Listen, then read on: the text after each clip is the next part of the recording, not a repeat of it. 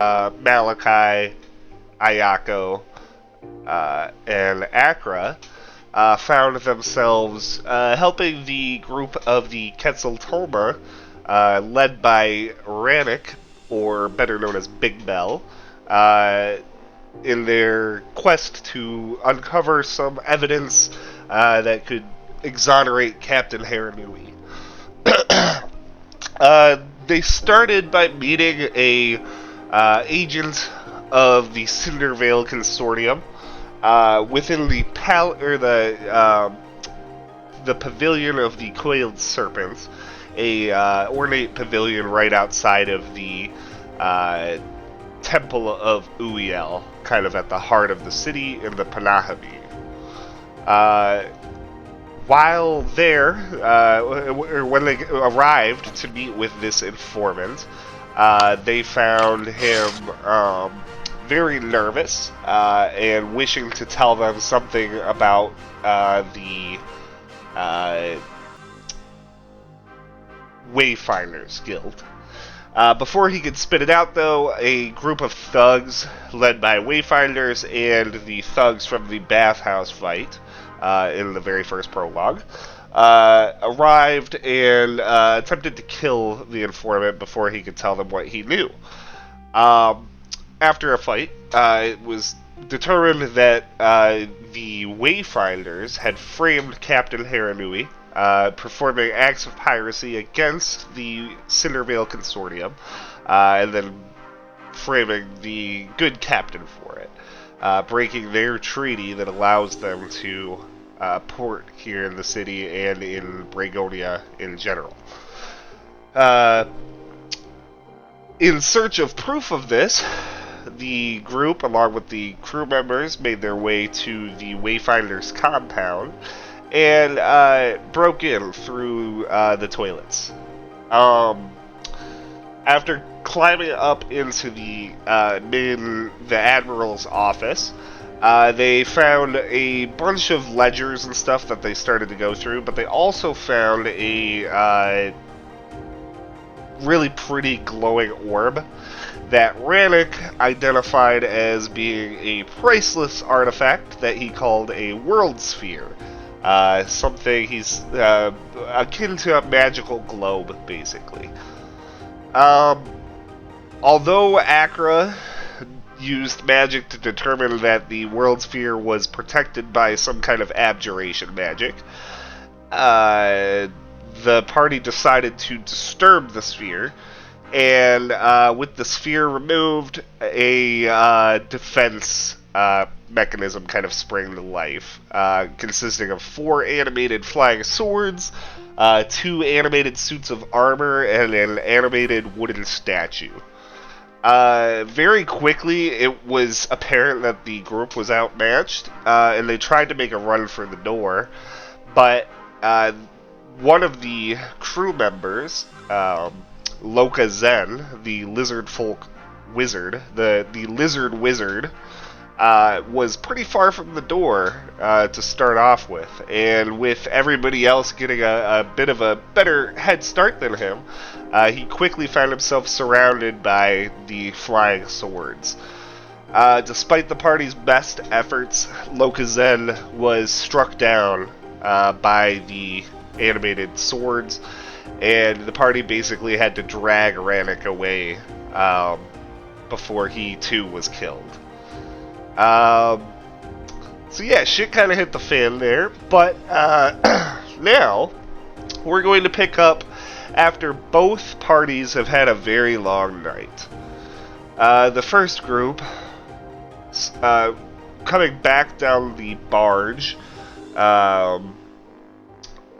with the bargeman Horace and Sensaki Kenzo in tow, you all arrived back in the city around 1 or 2 in the morning. And speaking of which, I actually need to change the date on here, but we'll do that in a second.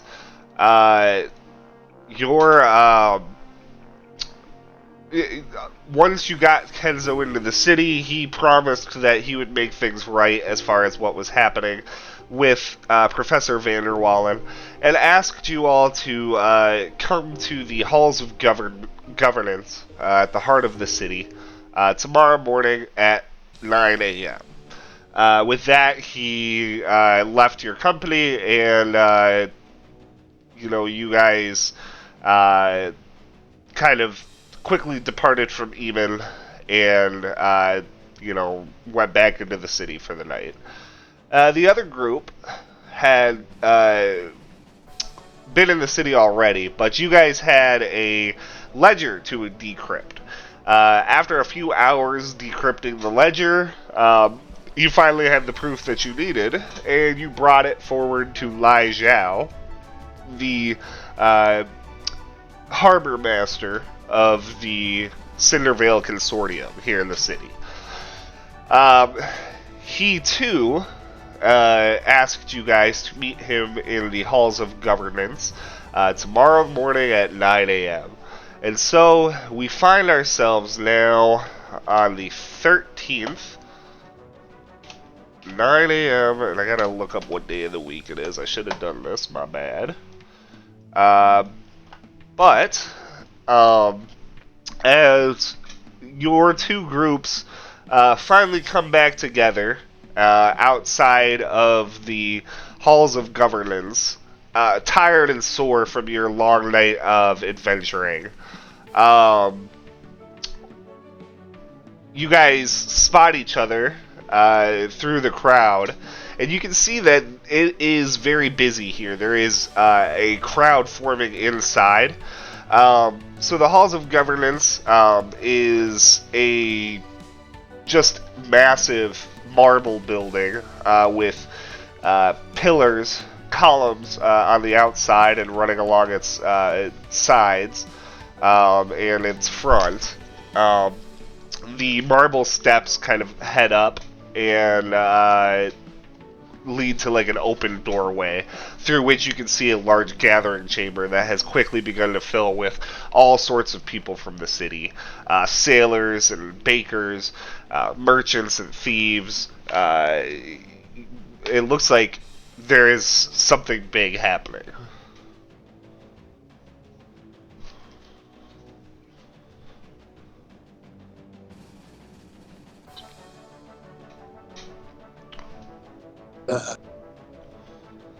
Go check it out. Alright. So, kind of just like nodding at each other, the two groups, I guess, not saying a word to each other. Everybody's pretty tired. You guys kind of walk up the steps into the chamber, kind of getting a little bit in, although there is quite a bit of people.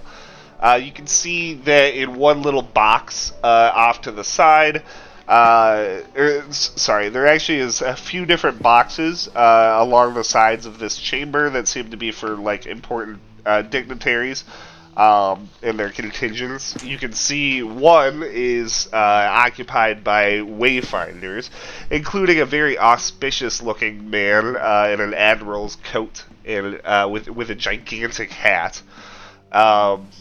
He's orcish, fully orc with his fangs, his large tusks, rather, coming out prominently through his wispy white beard.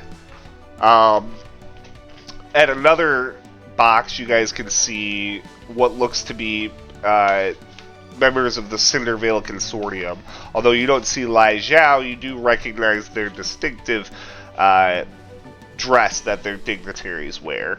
Yet at another one, members of the clergy. Akra, you quickly see the head priest of Uyel, who you recognize as Tahal. As he scans the crowd, his eyes lock with yours for only for like a blink and you miss it moment before his eyes continue to sweep along. And another box holds the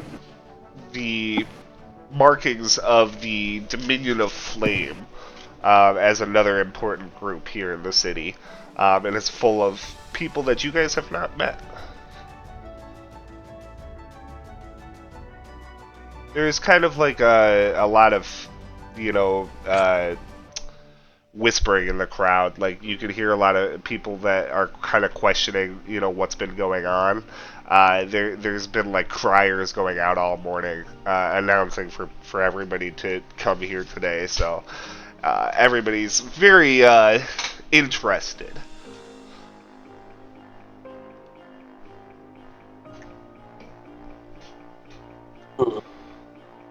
Wonder what's going on.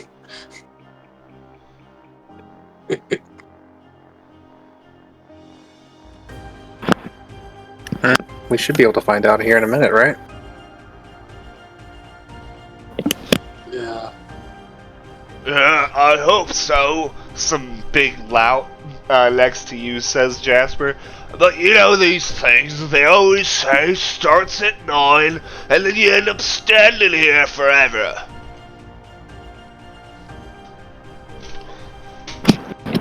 Huh. Well, if it takes too long, I'll go grab us some drinks. There's probably a place nearby.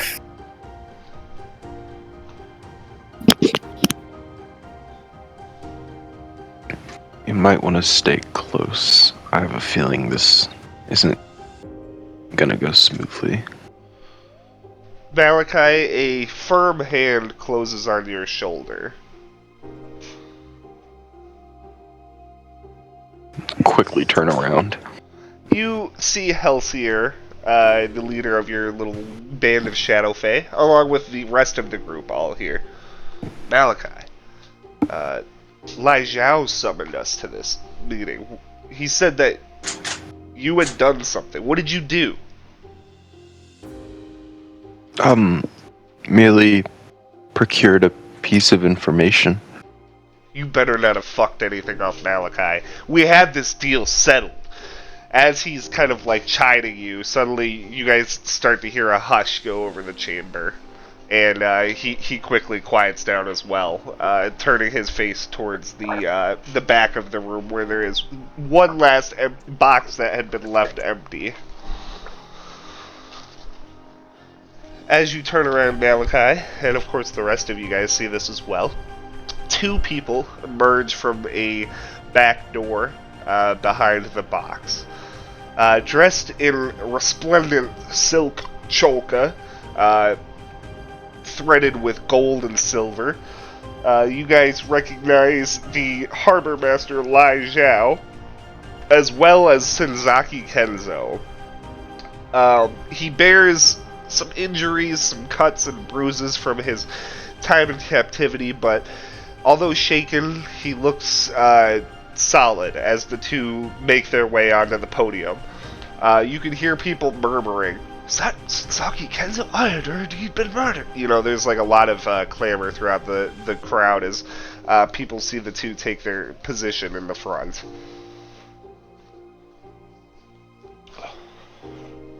Finally, as they reach the podium, they look at each other, and let's see.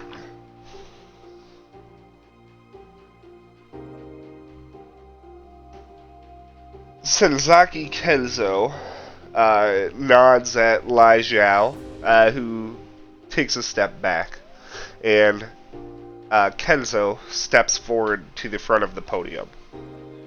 "My friends and neighbors, I'm sure you heard of the disaster that occurred at my estate. It was committed by a rogue group of terrorists. Terrorists who kidnapped me, attempted to kill my family and everything I cared about, and are the same ones who attack this city.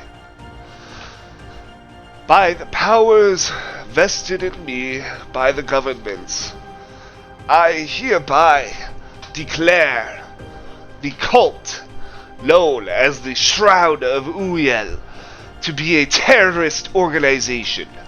We will hunt down every last member of this cult and bring them to justice. These explosions that have been happening, these attacks throughout the city, these kidnappings and murders and burnings will not continue. As he speaks, guards dressed in uniforms bearing the insignia of the Dominion of the Flame begin to emerge from the back, encircling the podium, carrying glaives and halberds, katanas and scimitars, dressed in splint mail. They make an imposing force as they encircle the podium. At their back, leaning against the doorway, is a man who looks very out of place with the group that just encircled Kenzo. A pale, scrawny but lanky and probably pretty limber, dressed in leather gunslinger clothing, with a crimson red shirt, 2 pistols holstered on his sides. He has an extremely toothy grin as he scans the crowd. His short-brimmed western hat perched atop his straw yellow hair that hangs about shoulder length. As he scans the crowd, he casually flips a coin up and down on his thumb. Senzaki Kenzo continues. Let it be known that anyone who harbors, who aids or abets these cultists will receive the same fate as them. Now, there is another matter of equal importance, which my colleague and great friend, Lai Zhao, will present to you.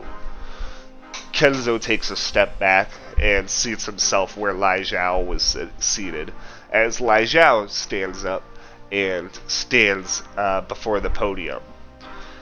My friends, my constituents, long have we held a treaty with the sailors of the Wayfinders. In times past, they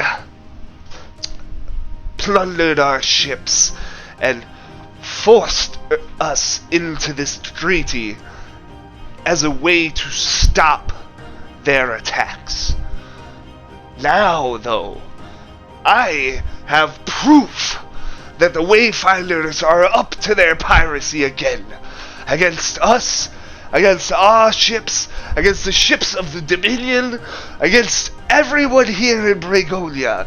They are traitors and pirates, and they will be expelled from the city. The Wayfinder contingent stands up, extremely abruptly, looks of shock and anger on their faces. Shocked gasps go throughout the crowd as people begin to kind of question what Lai Zhao has just said. On what grounds do you base these accusations, Harbor Master? Well, Admiral, I have a ledger from your own office, decrypted, which proves your dealings. This proves nothing. You think any evidence brought to you by thieves and thugs who broke into our office last night would prove anything? Enough! Lai Zhao slams his fists down on the podium, and for a moment things get extremely tense. The Wayfinders, most of them begin to grip the hilts of their swords or their pistols. The Dominion of Flame Guards that had encircled the room grip their weapons and point them at the Wayfinders. People in the crowd kind of look on with shocked expressions.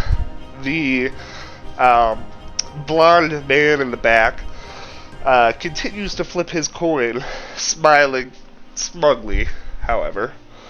Finally, Lai Zhao speaks. I will give you until the end of the day to gather your things and take off with your ships. You are not welcome in our harbors anymore. It has been decided. The Admiral looks around with anxious eyes, angry eyes, kind of scanning the room, looking as if to see if he has enough men here to fight back. After a moment, though, he relaxes his grip off the hilt of his sword and points a finger at the harbor master. This is not over, harbor master. And he and his contingent storm out of the chamber, the crowd parting in their wake as they move. The Wayfinders are hereby expelled from the city. If they are not gone, or any Wayfinder not gone by nightfall tonight will be arrested, and all of their goods seized. If they are not taken, anything not taken will be seized. There is some shouting, but Lai Zhao and Senzaki Kenzo nod to each other, stand up, and walk back into the back room behind the podium.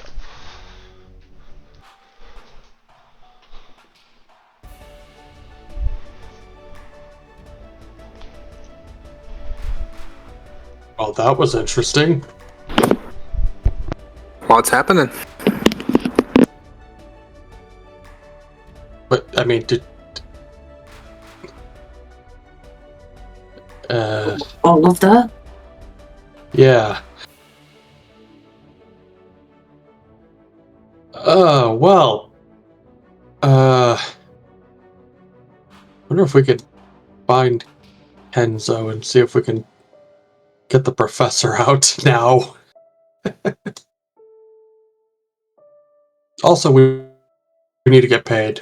Because we still need to get paid for that whole saving the sports team thing. No, true. For some reason, I think he's gonna have to be pay us less to rebuild his house. Well, that wasn't our fault. We did our job. The crowd begins to thin around you guys as you kind of chat with each other. It's good. Keep role playing. I just let you know what's going on in the environment. Jester's gonna say, yeah, but we're also trying to stay in Kenzo's good books, so he might be like, I can only pay you this much. And what are we supposed to do? Be like, no, we want our 2,000. It was 1,000 each. Oh yeah, 1,000 each. And yes.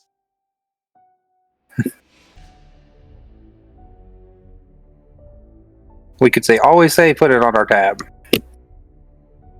Well, some money would be nice, though. I mean, we plan on leaving the city. Opening up a tab doesn't exactly... well, we should probably talk to him first to get the professor out. Yeah. See what's going on with that. Also, how have the rest of you been? We haven't actually seen you the past couple days. He looks to the other group. Great. Oh. Yeah. We saw a dragon.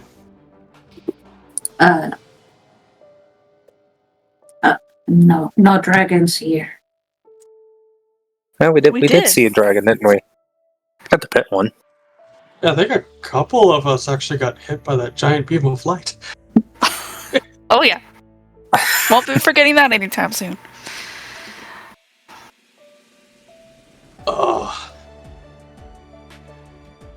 We had a different time. We lost someone. There were no dragons, but I just feel filthy, you know. Which one of you guys currently has the world sphere? Not me. Probably Accra. Yeah, that Accra should just.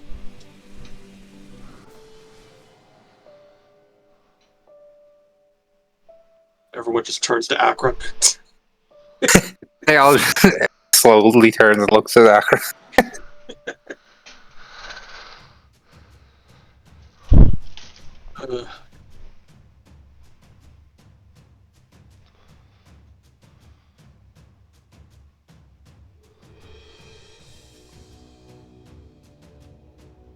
All right. The crowd is mostly thinned out by now, and one of the samurai-looking guys, the Dominion of Flame soldiers that is around, approaches the group. He gives like a short salute, and then stands kind of awkwardly. Sir, the esteemed Minister Kenzo would like to speak with you.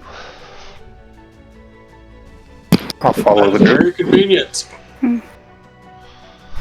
He salutes again and kind of does a nice little heel pivot and then kind of marches towards the back of the chamber. Like right now? I guess. Seems like it.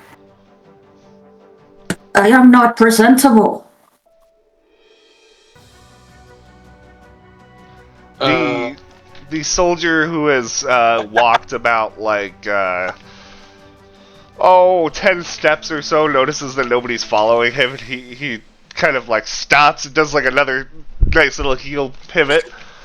Sirs, he has requested your presence. I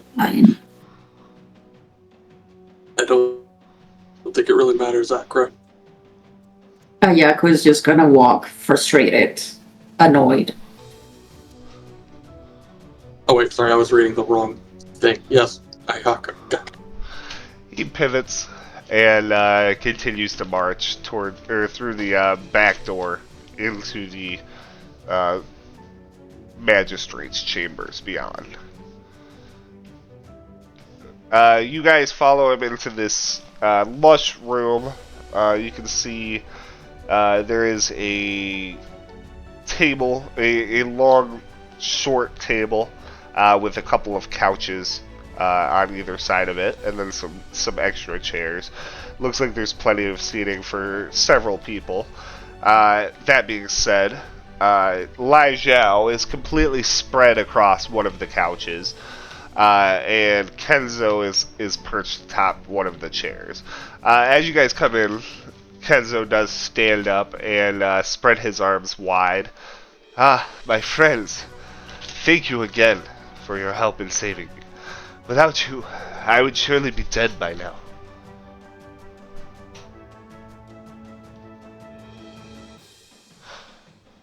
You're welcome. I believe I owe you all some money, and give me a little bit of time, and I will procure your reward for your past work. And then maybe we can discuss more. I think maybe you could help greatly in my crusade against this despicable cult.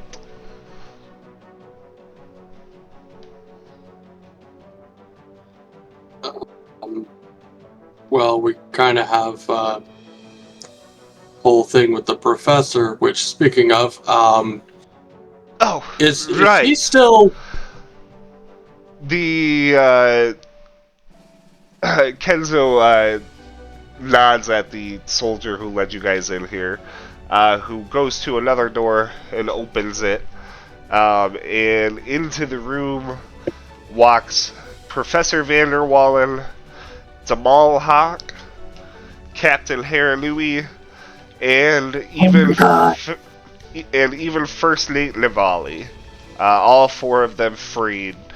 Looking a little worse for wear, but happy to not be in prison, most likely.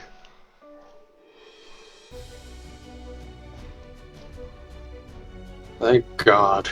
The professor squints at you guys. He seems to not have his glasses currently. Friends, I heard I have you to thank for my freedom and for the freedom of young Master Hawk here. Thank you so much.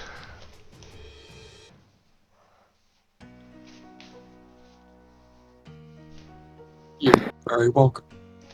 No problem. I have to thank you for clearing my name.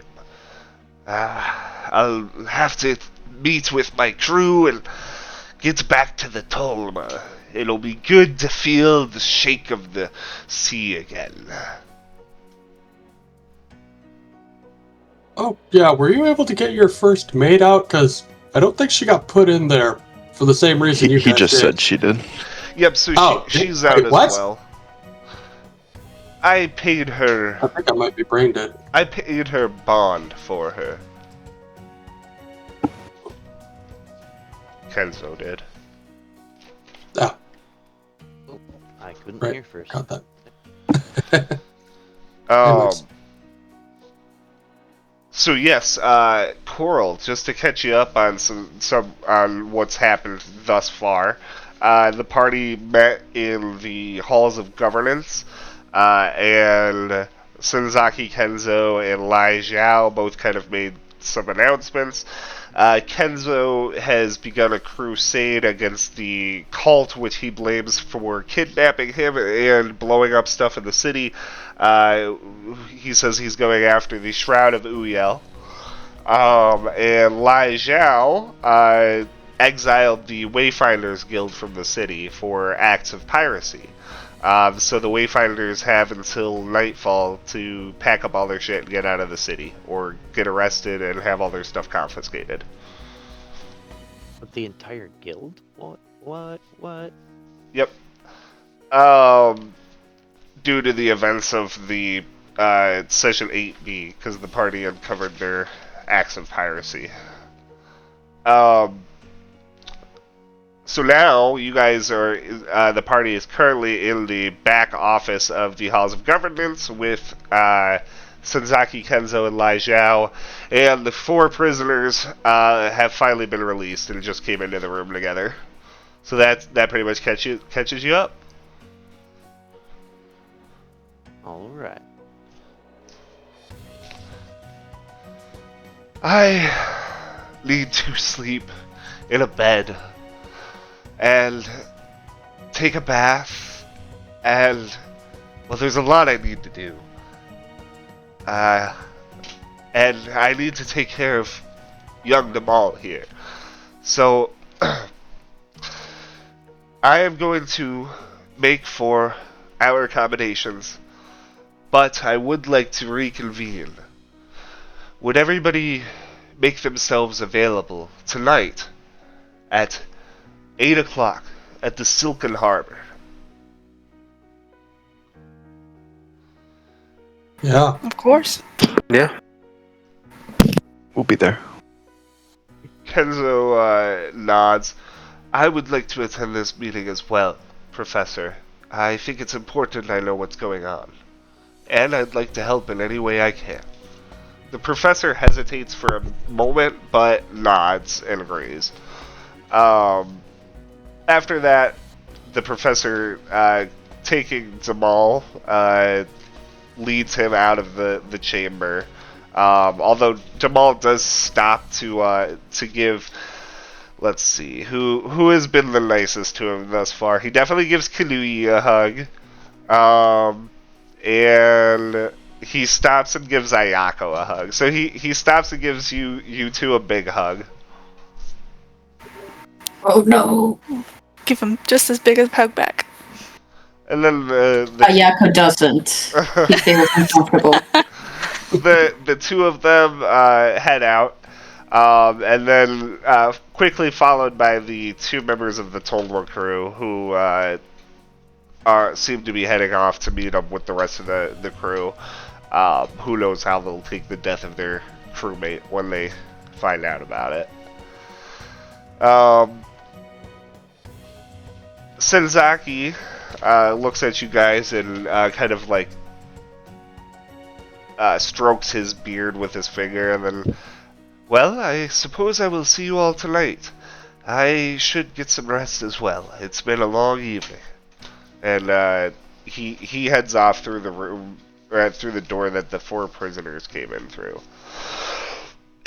Leaving you guys in the chamber with the harbor master, who, seeing Kenzo leave, sits up on the couch and stretches kind of lazily.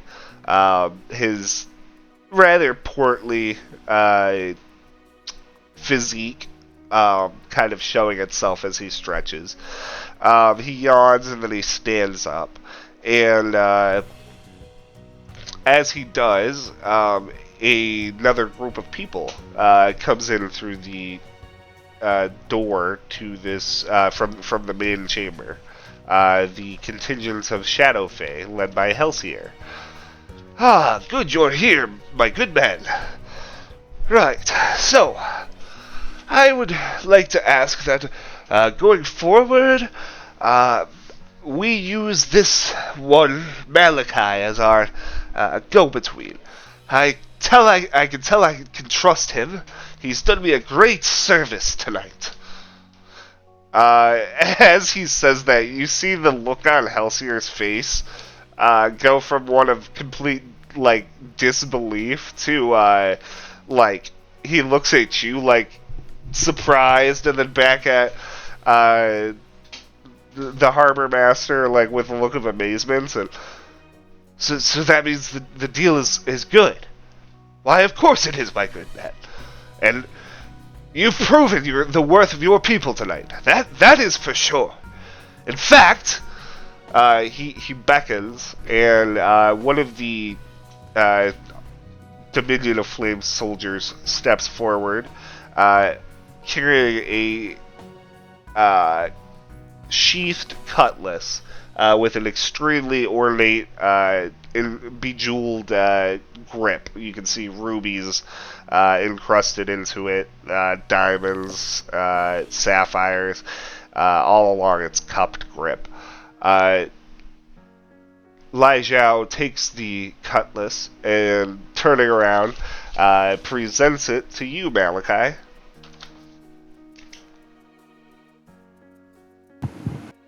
Kai raises an eyebrow. I'm flattered by your compliment, sir, but that might fit best with the captain of our escort here, Helsier. Nonsense, my son. This is a gift for you. Take it.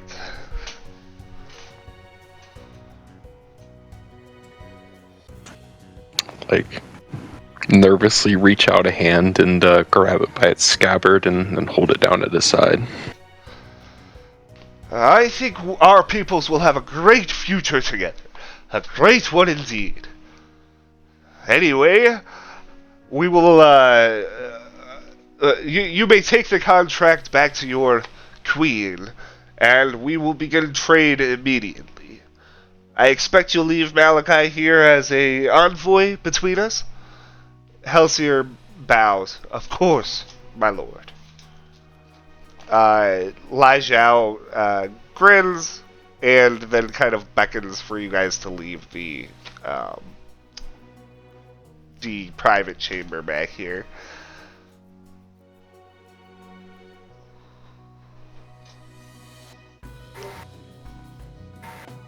Alright, I head out.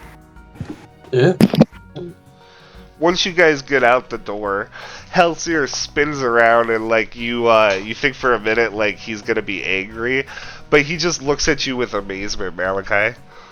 Perhaps there's some of your father in you after all. I don't know what you did, but this is incredible, Malachi.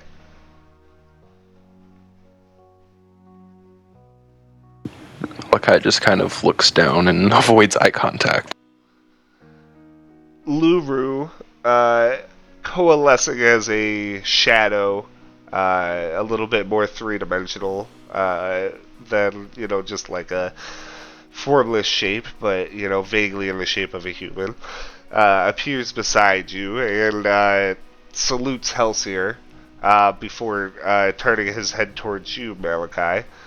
Yeah, we kicked some ass last night, or Malachi mostly did. It seems Luru has begun to warm up to you.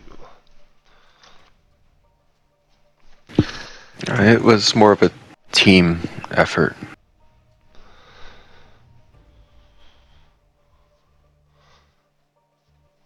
The Halcyon nods and he's like, "There's a Shadow Road entrance here in the city.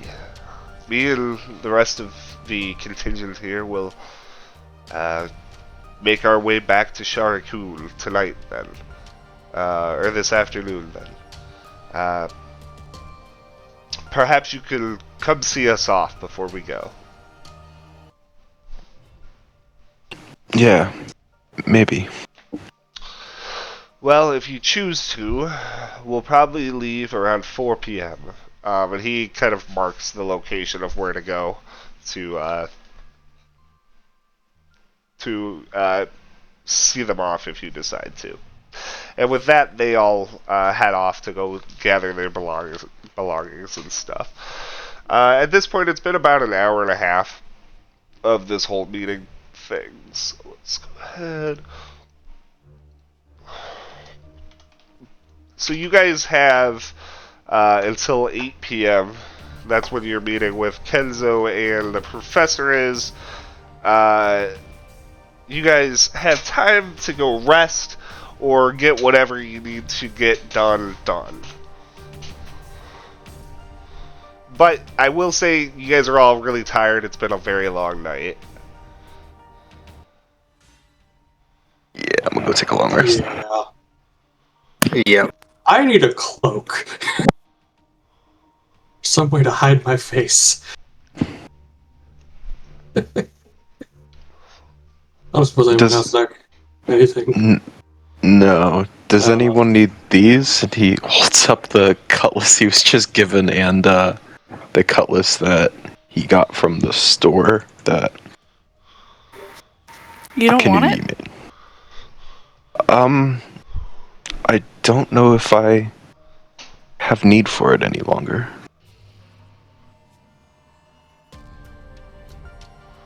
Well, I'll take it if no one wants it. How about it? Go So, for it. masterwork cutlass and then the jewel-encrusted cutlass. Yes, so the Masterwork Cutlass is your work, Kanui, and of course it's pretty stellar.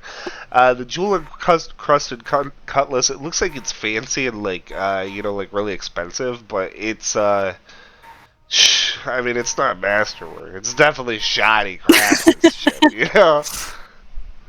Yeah. You're like, I could do better.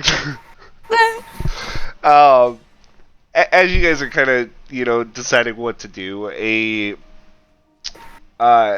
what looks like a monk, dressed in like the robes of like a lower member of the clergy of Uyel, approaches and hands a small scroll to Akra before bowing his head. He's got a little tonsure haircut, so you see the bald top of his head as he bows silently and then shuffles away.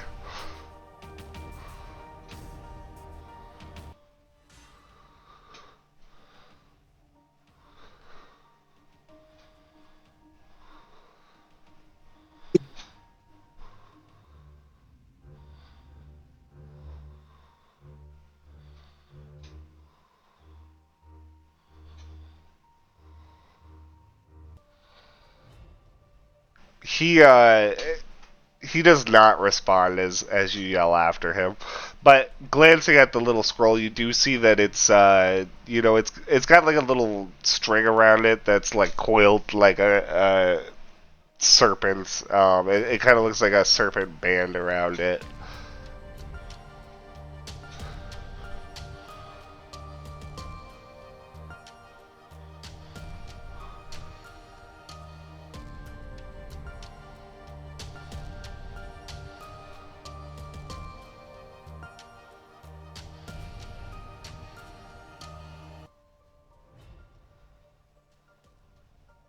that is entirely up to you. I don't really know. I Yeah, tend to be wary of strange people who give me strange things. But you do you. that is a fair motto. Does it say? Alright. So, opening up the scroll, you recognize the handwriting of Taha. In just a very fluid script, it says, at your office, bring the paladin.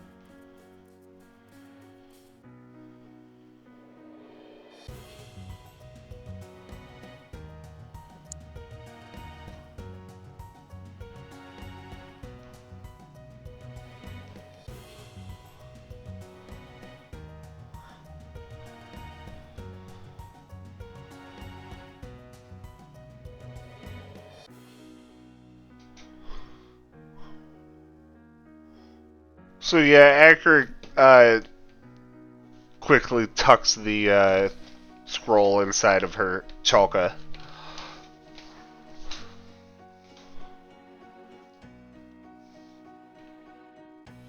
Alright.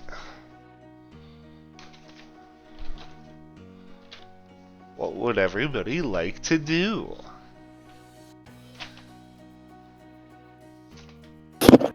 Sleep. Sleep. Sleep. Actually, I should probably find a new place to sleep.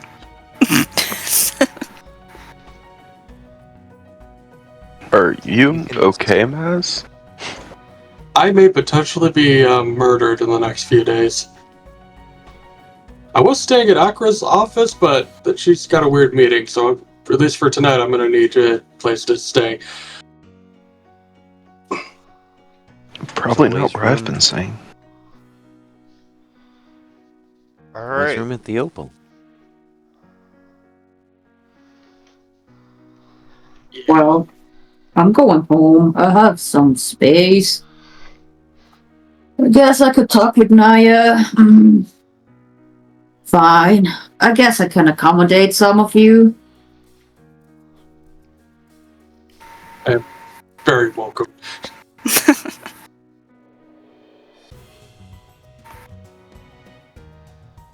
Okay, so Maz, you're going with Ayako? Yes. Okay. Acker, you're heading off towards your office alone? Like, towards your office in quotation marks, I can see what you wrote. So, Jasper, are you going with Coral to to the Opal, or where are you going, Jasper? I'd be going to the Opal. Okay. And then, Kalui, are you going to your farm/house? Yeah. Okay. Alright, so we'll go ahead and start with, let's see. We'll start with Ayako and Maz as the two of you walk down the streets together towards your house, Ayako. It's a pretty decent walk, so you know.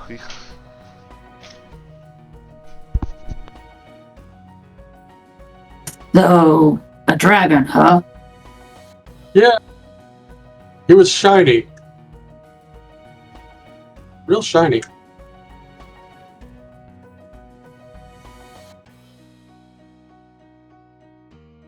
What'd you guys get up to? we went to see the Wayfinders, and we went up some places, and we were looking documents, and we stole a bowl. Yes. Oh. Nice. I might have destroyed my sister's life forever, Ah. but hey. Oh yeah, we also lost Loka, and this guy Big Bill was really affected. Oh. It's been a long day. Yeah. Oh, by the way, I should probably tell you.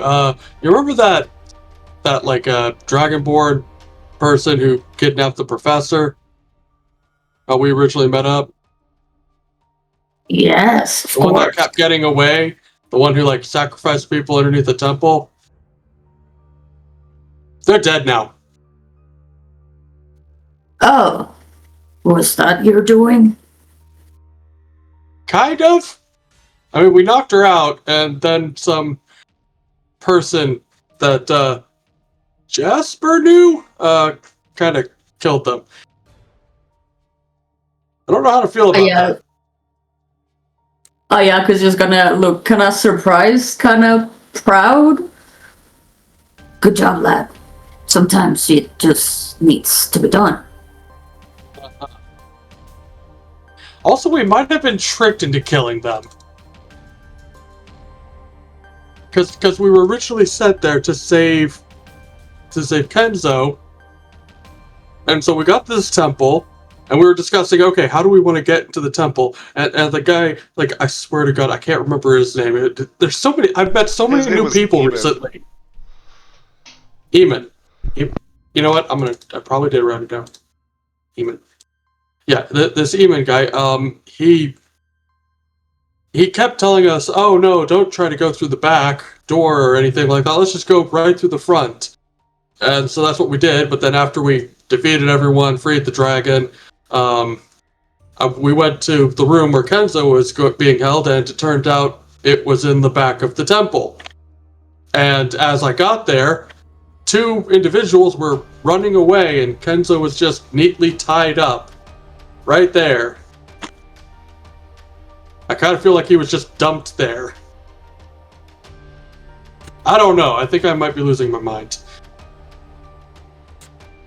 I mean, it does sound a little bit suspicious, but something good came out of it. Yeah, Right. I guess. I don't know. I guess I just feel slightly violated. In a way. I don't like being tricked. No one does, but you learn by being tricked, so you don't fall for it again. That's a stupid system. I get what you're saying, yeah. So this magic orb. Wait, was it magic or was it just an orb? Well, it was a floating orb, and Akra said it had some magic, so that makes it a magic orb. Right? I guess. Well, apparently it's a map. That's what they were saying. So how could we just leave a map? Ayako, as you're talking, you kind of trail off as you see a stand that is selling an extremely rare pepper. And they have it for cheaper than you've ever seen. It's just 1 copper per pepper, where this pepper is normally 1 silver per pepper. Oh my god. Just hold on. Uh-huh. As soon as Ayako turns his back on you, Maz, and starts shopping with the pepper vendor, a hand suddenly goes over your mouth. Shit. A sack goes over your head, and you are pulled away into an alley. Ayako, after just a second of buying peppers, you turn around and Maz is nowhere to be seen. Well, we all saw this coming. It was nice knowing all of you. Oh, I guess he must have went along and he's gonna meet me at the store. Yes. All right, and Ayako. And Ayako is gonna continue the way. Continue on the wisest. All right, peppers in hand, Ayako, you arrive at home to find the restaurant not open, but you can hear commotion from upstairs where your little home is. Ayako's gonna run in. Running up the stairs, ready for danger, you throw open the door to find Naya bustling around. She has bags that she's filling with various articles of clothing and personal belongings and stuff. She looks up like terrified that somebody just barged in here, but then seeing it's you, her face relaxed. Oh, good, you're here. Naya, what are you doing, my love? As you ask that, Ayako Jr. Comes toddling into the room, teddy bear in his little scaly hand. She picks him up, holding him kind of like at her waist. We're getting ready. We're coming with you. No, what do you mean? It's a dangerous voyage. You can't come with me. You have to stay here and take care of the kids and the restaurant. It's too dangerous for you out there, Naya. She puts Junior down and kind of like shoos him away. He looks up at you. He says, "Daddy, we want to go on the adventure too." Ayako, you've been in so many adventures and you're gonna be in so many more. But you cannot be on this one, miss. It's too dangerous for you. Naya looks at you, a tear forming in her eye. If it's so dangerous, how could you go on this adventure? 'Cause I've been training and I think I can do it. I have a good crew. Wait a minute, where's Maz? He should be here. But you know, I can do this. I believe in us. And so what? I'm just supposed to hold everything together? What if you never come back? What if I am just stuck staring across the sea forever? Of course I'll come back. What do you think? I'm not... Well, yes, I could die. Yes, you are right. I could die, but I have a good crew, and if something happens to me, they'll take care of you, and you'll never have to worry. I don't want The kids someone will to never take care have of to me. I worry. want you to take care of me. I will be like taking care of you personally through them. It's be my memory. But you'll be safe. That's all that matters. And Shoko grows up with no one. Ayako Jr. grows up with no one. So what, you come with me and I have to just protect you and the kids on top of myself. And then something happens to you at the sea and it would have been worthless. I get there to nothing. Nothing here, nothing there. Then what would I have? Well, what am I supposed to do, Ayako? What are we supposed to do? You're supposed to trust me. I do That I'm gonna trust go on this voyage. And I'm gonna return when everything is okay. And I'm gonna take you to a better home, a better place for us and the kids.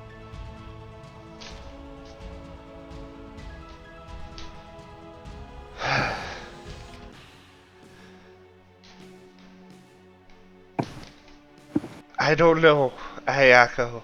I just don't know. I can see how tired you are, though.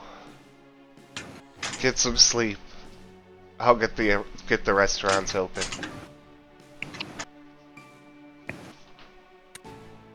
gonna take a bath first, but yes. Thank you. We can discuss this later, but I think you'll understand that you'll be safer here.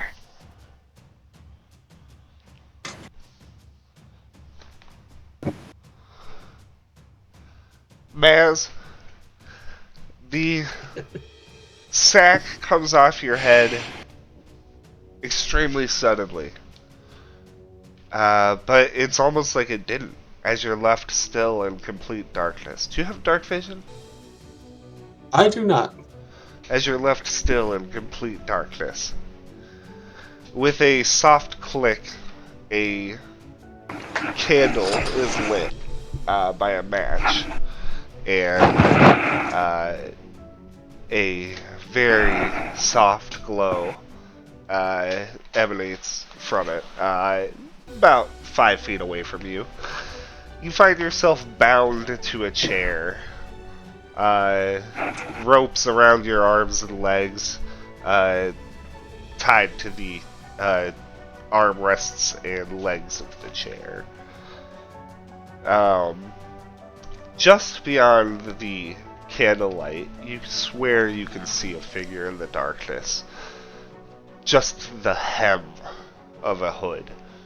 The softest touch of a cloak. But just darkness. Maz, it's nice to meet you.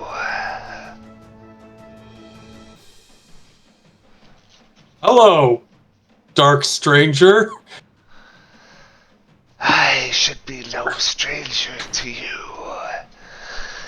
A spectral blue mage hand appears, followed by another and another as the shape talks. And you can see it begin to pull forth a table. You can see now that the candle was being held by one of these mage hands.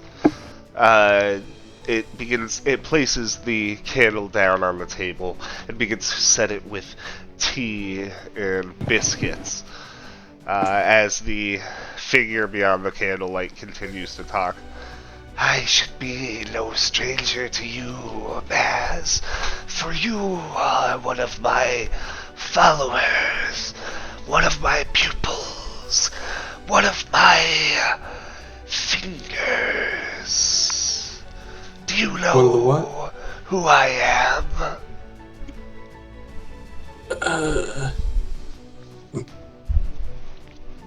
Right.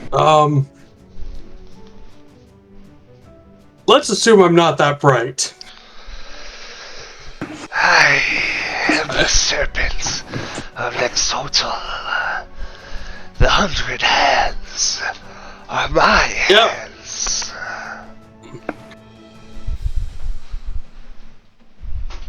Oh, well, nice to meet you.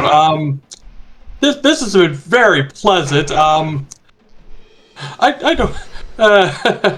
So, what exactly can I do for you? Being strapped completely to this chair and unable to leave. As you say that, a mage hand reaches and grabs a small knife from the table and begins to hover towards you. I wanted to talk to you about the dilution of our plastic jelly.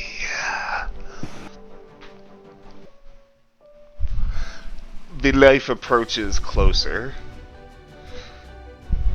Yeah, but what you want to talk about it?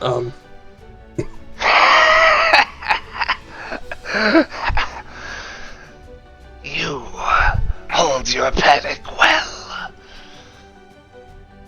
The knife finally moves in and cuts the bindings around your hands, and then pulls back, and the hand places the knife on the table.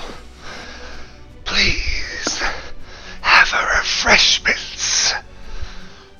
Alex, you might want to do the voice a little bit The voice is really awesome, but your mic is having the hardest time picking it up. No worries.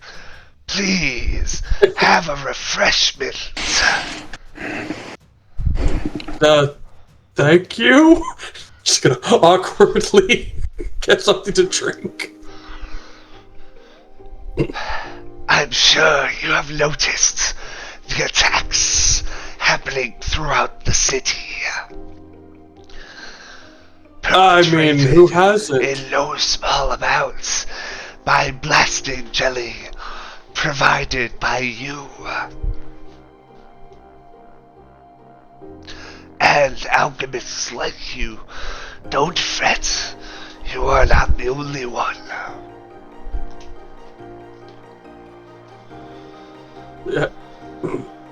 I have done some work, yes. I'm sure with what you have done so far, you must believe that the majority of this jelly is sold to the cults that the government is accusing of these crimes.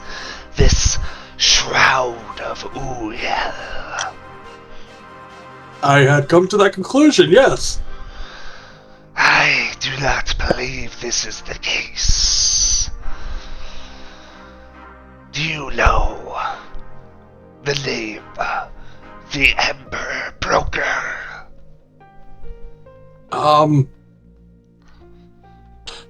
Possibly. Do I know that name? You've heard it mentioned, but that's it. Oh, right, we got the letter! We got the letter! Yep. Yes! Yes! I've heard of them, but I'm not entirely sure who they are. Nobody knows who they are. Not even me. And I know who everyone is.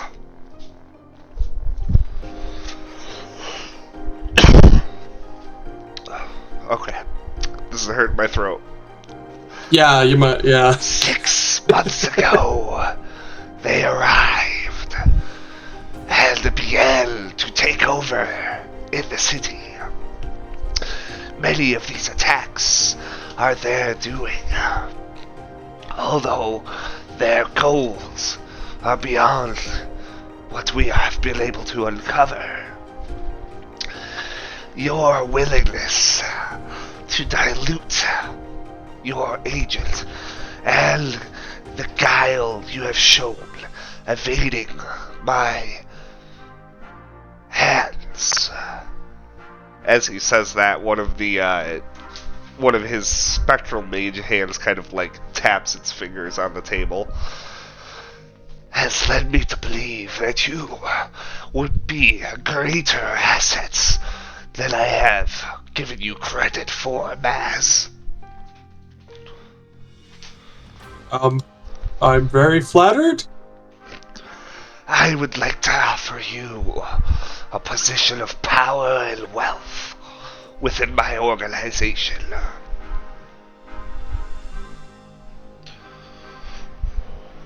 I'm gonna be completely honest. Not the offer I was expecting to hear. What exactly would you be needing me to do? In 2 nights' time, when your shipment was to be ready, instead of my other agents delivering it, you and your team, along with a few agents, will make the trade with this Ember Broker's men. I want you to follow them, and I want you to find out who this Ember Broker is.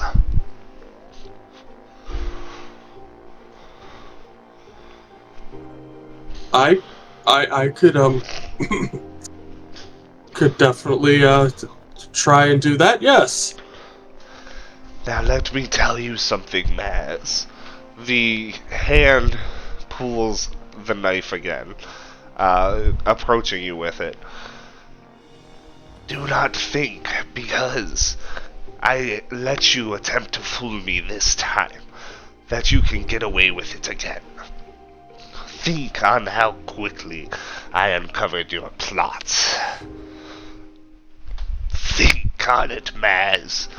No one betrays the serpent of Nexotl. The knife moves very close to your throat. Yep, I just try to lean it away from it. It moves down and cuts the bindings on your legs. As it does, the hooded figure moves forward towards the light of the candle, and then you see the cloak crumple. You see what looks like just a empty cloak kind of flap towards you, towards the candlelight, and then crumple in on itself like nothing was ever in it, collapsing to the ground. The candle flickers out, leaving you in a pitch black room. Fuck that, I try to light the fucking candle back up. Alright, you after a little bit, you light up the candle, and there is just an empty cloak sitting on the floor. I'm gonna pick up the cloak, kind of shrug and be like, well, I needed a new cloak, I guess. And, kind of navigating with the candle, you find that you're in this, like, dim little basement, and heading up the stairs, you find that you were in, like, an abandoned building that looks like it had been damaged in a fire or something. Oh, Maz, you are getting way too deep. Oh. Wait, where the fuck does Ayoko even live? You can probably go home now. The 100 Hands not gonna try to fuck you Oh, up now. true! Yeah, you know what? Yeah, I'll go home.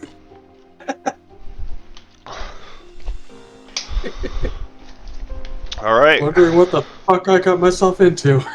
So, next up, Kanui.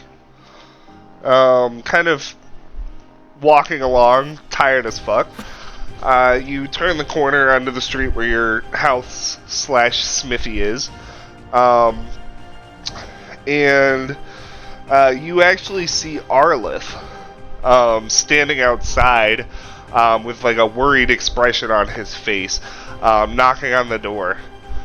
Kanui, please! Hey, what's up, Arlith? He spins around, a look on his face of happiness that you've arrived. I was hoping to speak with you. Well, it's really important. Oh, of course. Come inside, please. Thank I'll you. lead the way. You see he's got a couple of bundles in his arms.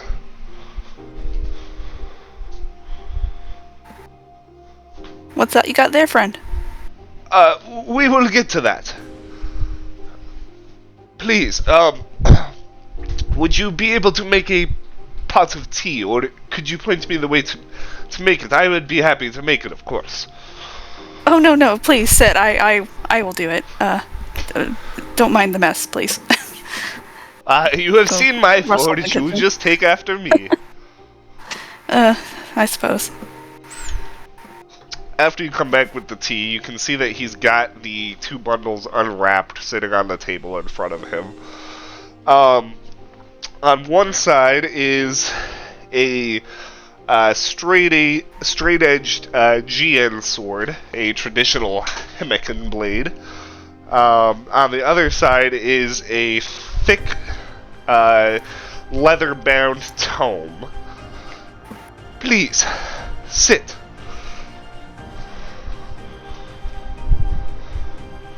Why do you, come with these items? Is it true that you're leaving on a voyage? I am, yes. Well, then it is time that I give you my last gift as your mentor.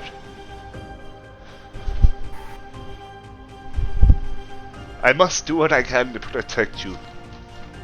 You understand?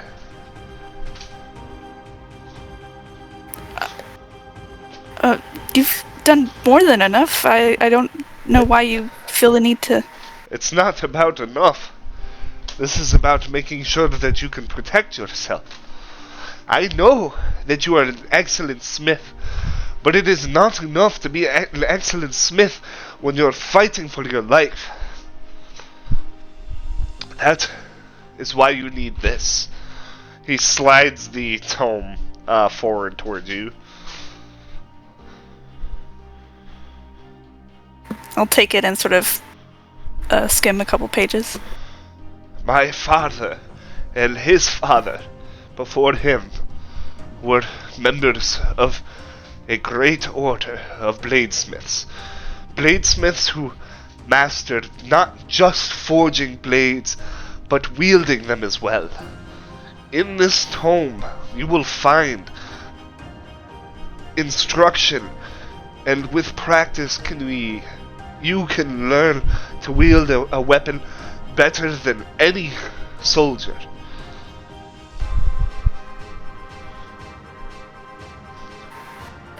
You put a lot of faith in me, Arlith. I really don't know what to say.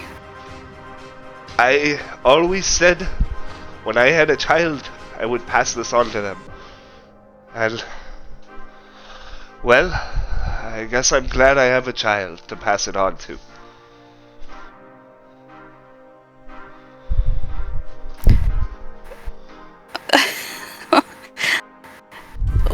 Thank you, Arlith. I guess I will have to continue your tradition then.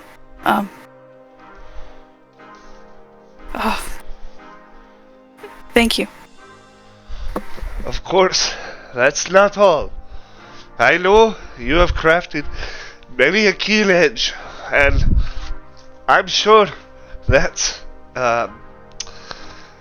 that you're given some time, your bladesmithing will become far superior to mine. But until then, may this sword prove you well. He slides the GL towards you. This was my father's sword. It is a +1 long sword. Ooh. Yeah, and it's also masterwork. Gotcha.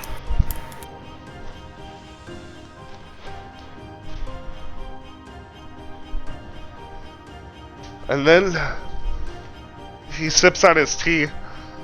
Truth be told, I have a third gift as well. Oh, really? I Arlith, you shouldn't. don't think I will ever be able to use these. Although I have thought about it since I was a boy. He pulls from a satchel at his waist a small bundle, or kind of like a medium-sized bundle, and beginning to unwrap it, you begin to see the glint of gold.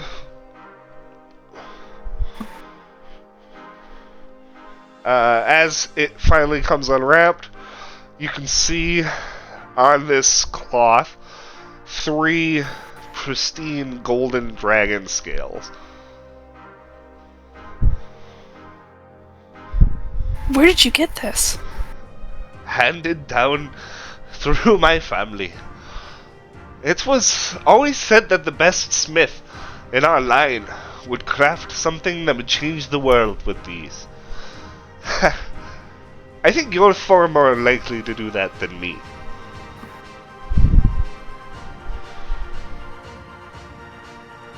Are you certain? This is a lot, Arlith. He smiles warmly. You have given me more than you could ever know. And you as well. I will do all that I can to make you proud. I'm already proud of you, Kinui. I'm already proud. Anyway, I can see you're tired. I will leave you to your rest. Please make sure you come say your goodbyes before you leave for your expedition. I will. Don't worry. He stands up, finishing up his little cup of tea, gives you a big hug, and heads out.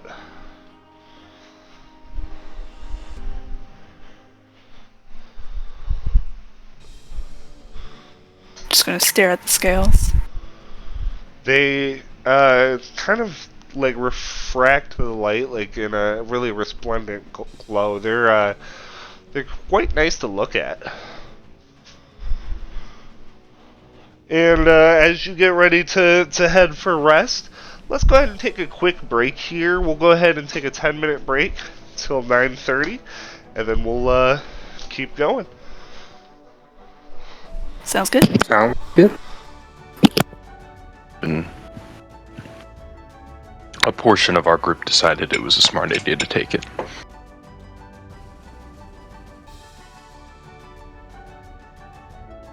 Kind of how it goes. Not We well. went to go. Never well. We went, broke into. We went and broke into a warehouse. Really, Vaz kind of fell through the roof, I think. Found out the location of Kenzo and then decided to go after it.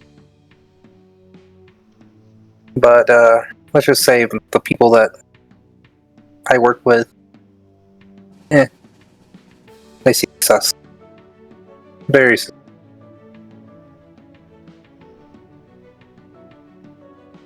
More so than Who not. in the city doesn't? That's true.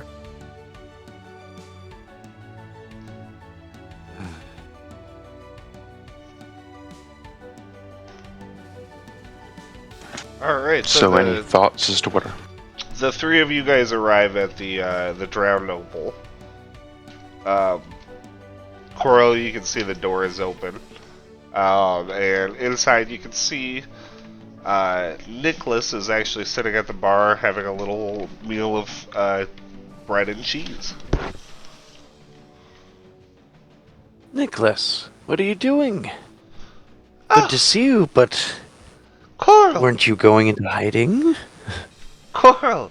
It's good to see you too! Everything's okay! So quickly, that's great. What are you doing here? What brings you here? Oh, Coral, I live here!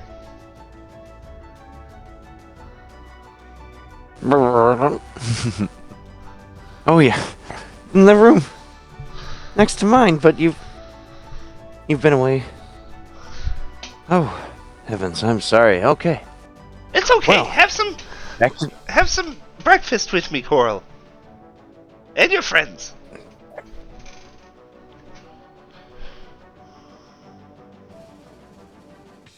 come. Let's eat before we rest. If you're interested. You could always Sure. look for a bite.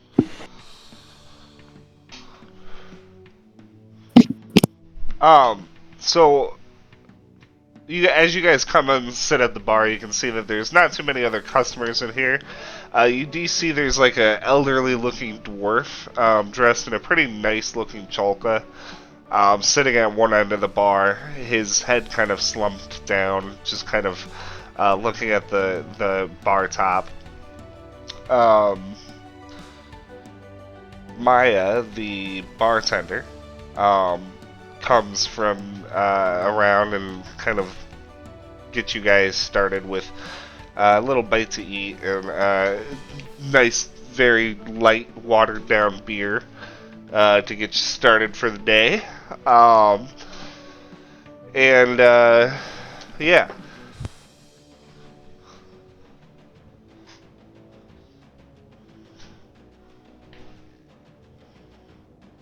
Oh. No, so I made a deal, actually. What kind of deal have you made this time? One that got me out of the shithole. I'll tell you all about it when, He looks at the, old dwarf that's just sitting a few seats away. Well, later.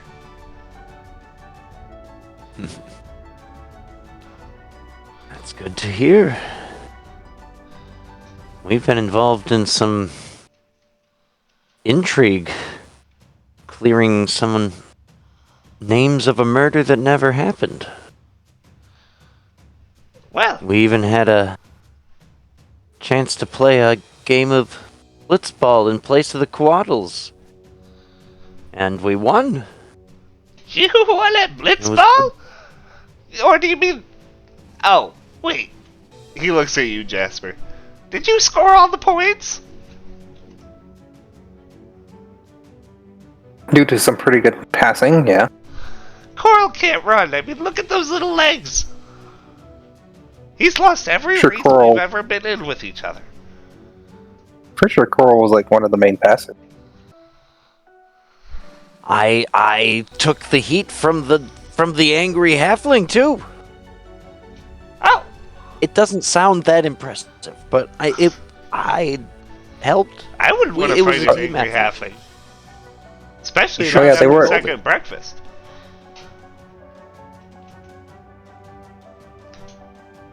I think they must have been starving him. He seemed ravenous. Maya,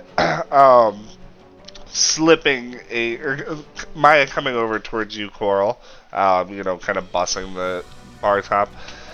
Meal's free if you play a few songs for everybody here. Oh, you know I can't say no. All right. I'll take out the old loot and Alright, yeah, so step away from the bar for a moment. Coral steps up onto the little stage at the corner of the room and begins to play as you guys finish up your meals. Coral is deep into his second song as you guys finish up your food.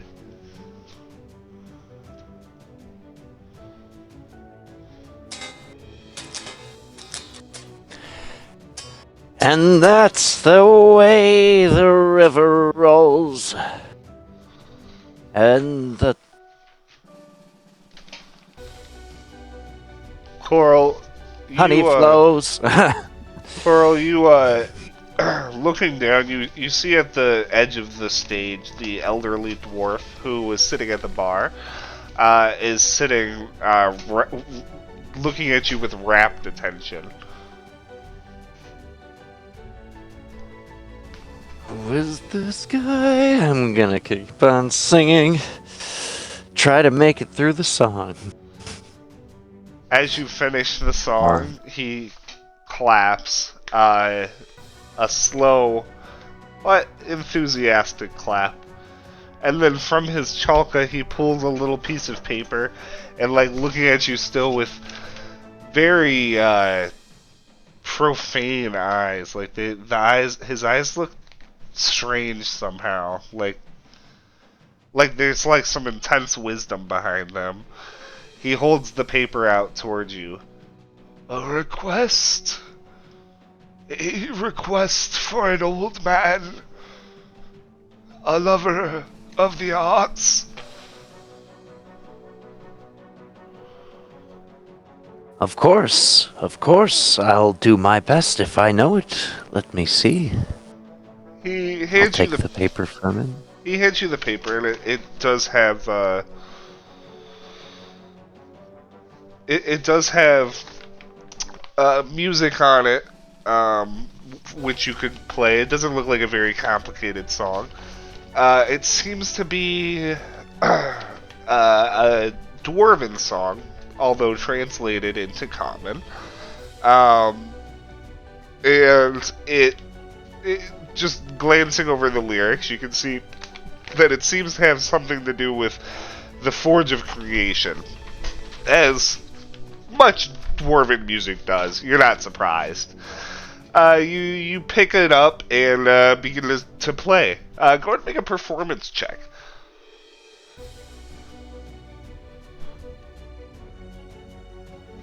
Come on, get it at 20. Get it at 20. Alright, that's a good roll, though. Okay. So, you begin to play. And you begin to sing. Lamenting on the fate of the great forge of Durukam. As you play, you reach the refrain, the chorus of the song, and chant the words, "Strike the iron, flame to stone. Where hammer falls, the world is sown. The embers rose on a dawnlit breeze, God's forge across the sea." And continue on. And as you do, the music kind of begins to overtake you. It reverberates with the ground, with the air. You can feel it roll back like it rolls off of the waves of the ocean. You close your eyes, singing the next verse as if it comes to you without needing to read it, even though you only glanced across the page once. The words pouring from your mouth like air, with like breath leaving your lips. Finally, you strum the last note, singing the chorus one last time, and letting it ring throughout the tavern. As your eyes open, you can see that the old man is gone. The rest of the group is still sitting at the bar.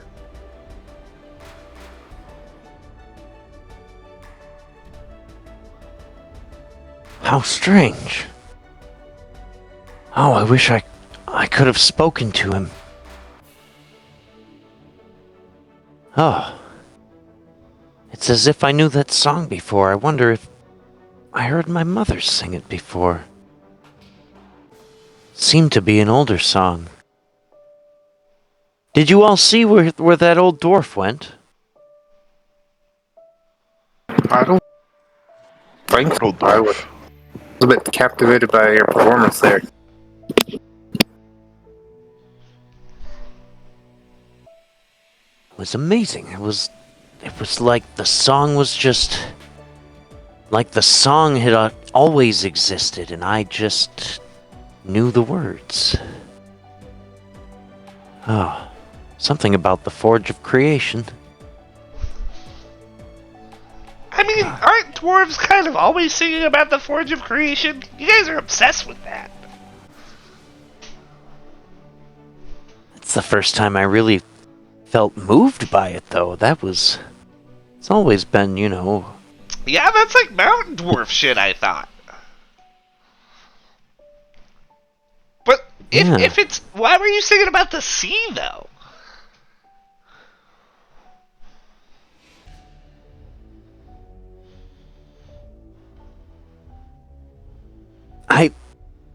I was just saying the request. I'm looking to look over the song. It's like nothing else. Nothing else I've ever sung yet. All familiar, all at once.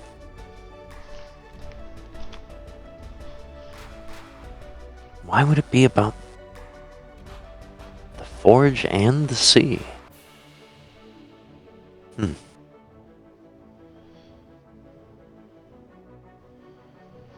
What did I even say? Are the lyrics on this paper? Did you have one typed? No, it's alright. Yes, I do have the chorus typed at least. Let me type it out for you.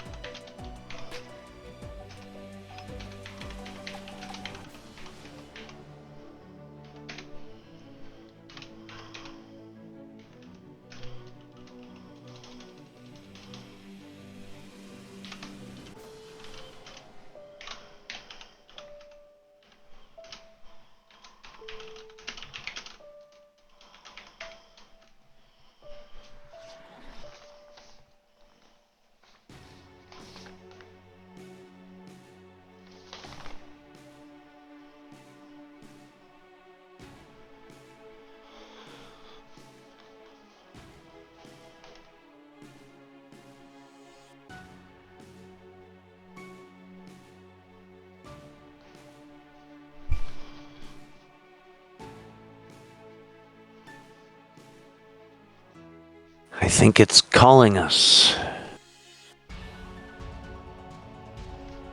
Calling us to adventure. Calling us to forge a new world together. Or some gods forge across the sea, but... Or yep, gods for it's not goods. Yeah. My bad. Yeah. Do. You you guys do begin to feel like a little wave of tiredness come over you.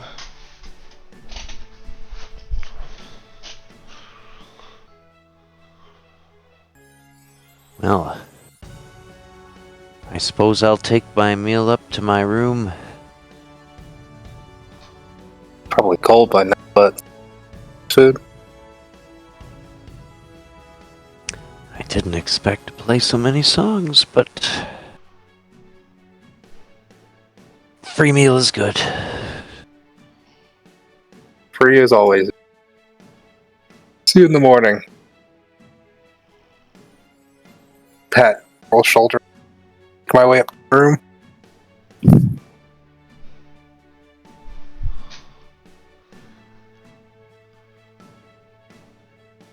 Alright, so Jasper, you get up into your room. Malachi, are you going up into your room? For sure. As you arrive in the room, Luru kind of makes himself seen again. Malachi, can we talk? Sure, what do you have on your mind? Well, I wanted to say I'm sorry. There was a while there where I could have helped you a lot more, and I probably should have been. And I didn't want to. I didn't want to admit that your father had died. And... well, it's time that I start acting like the guardian I'm supposed to be. It's time for us to be a team. What I'm trying to say is, I've got your back, Malachi.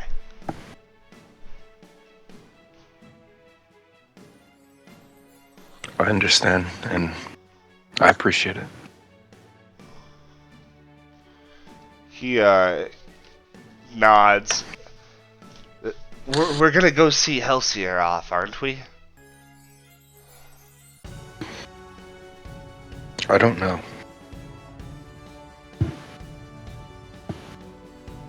Well, I think we should, but if we don't, I understand. He shrinks back into your shadow.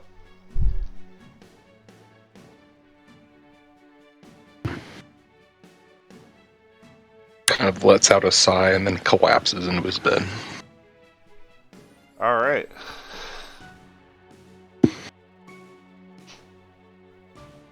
And Jasper, as you are situated in your room, cleaning your armor and sword, a knock comes to the door. Come in, it's open. Akra comes into the room.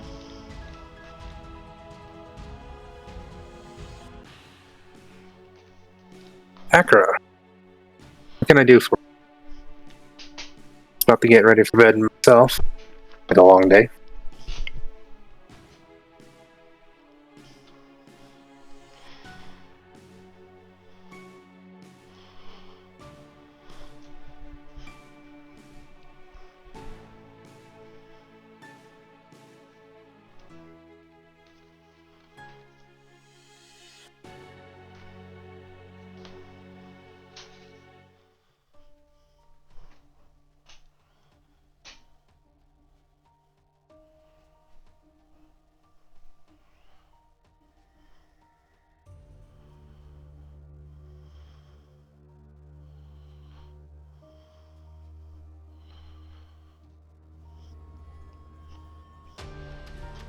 Alright, I'm gonna do my best Acro impression for the recording. Knock knock, I know it's late and it has been a long day, but could I bother you for a favor? It seems business might be sparking and a client awaits at my office. They requested an investigator and a paladin.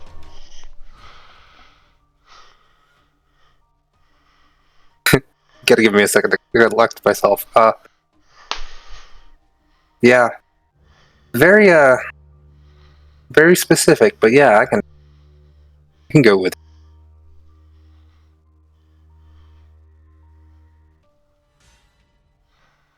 Lovely.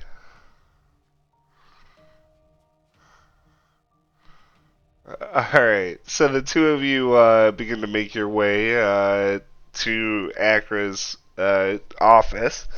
And before too long, you guys arrive outside the small practice. You can see that it's kind of dark inside. There's not really like any lights on. As you unlock the door, Akra, and hold it open for Jasper to head inside.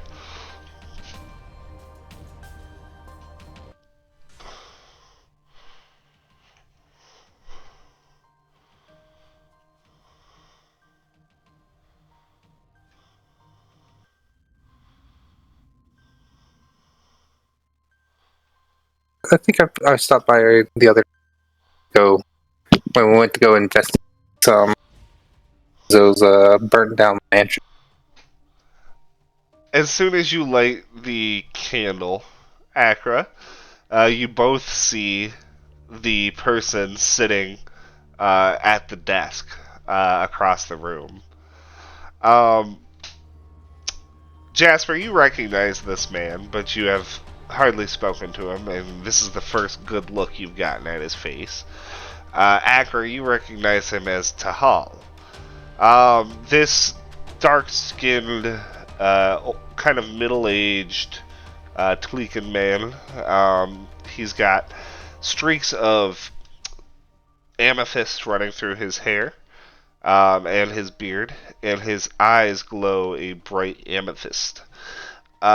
Jasper, now that you get a good look at him, you recognize him as the head priest of Uyel in the city's Uyel clergy. He sits passively, kind of like looking between the two of you. Welcome, Akra. I'm glad that you could make it. And Jasper, you as well. I'll give a nod. It is time I welcome you fully into the fold, brother. For these are dark times.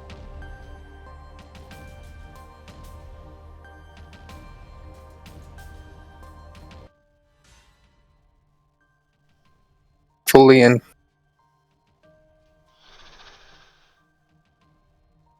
I'll kind of wait for Akra to finish. Sorry, what'd you say? I was going to say fully into the fold, and what does that all entail? Well, like your friend, Akra, you will be a full member of the Shroud and have our full protection and support wherever you go. And yes, Akra is one of my agents, one of my most trusted. I'm sorry to have deceived you up until this point. But considering the actions taken of late by people within the city, you can understand why we must be so cautious. Makes sense. It does. I can't say I blame you. Now, though, the time for deception with you has passed, as we are facing grave dangers, and people are using our deception against us. I am sure you remember working with a certain agent named Eamon, who introduced himself as a member of the Shroud. Yes. I wish he had approached you while Akra was there, but he does know her, so of course he would have waited until she left. Eamon is no member of the Shroud, at least no longer. He follows a new master, someone that goes by the title the Ember Broker, the one that I had asked you about before. I believe this The Ember one- Broker is the one who truly kidnapped your Senzaki Kenzo, and the one who has been committing most of the explosions in the city. Although, do not mistake it, the Ember chain was behind several. I mean, I kind of expected all of the groups to be behind the explosions, I'm not gonna lie. So, Now, somehow, Senzaki Kenzo has got it into his mind that the Shroud is to blame for all of this. This must be Eamon and the Ember Broker's doing.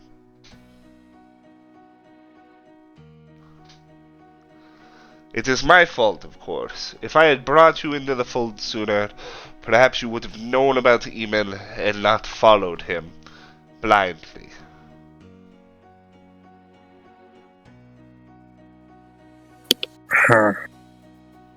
yeah, probably not have. I probably would have kept a more careful distance.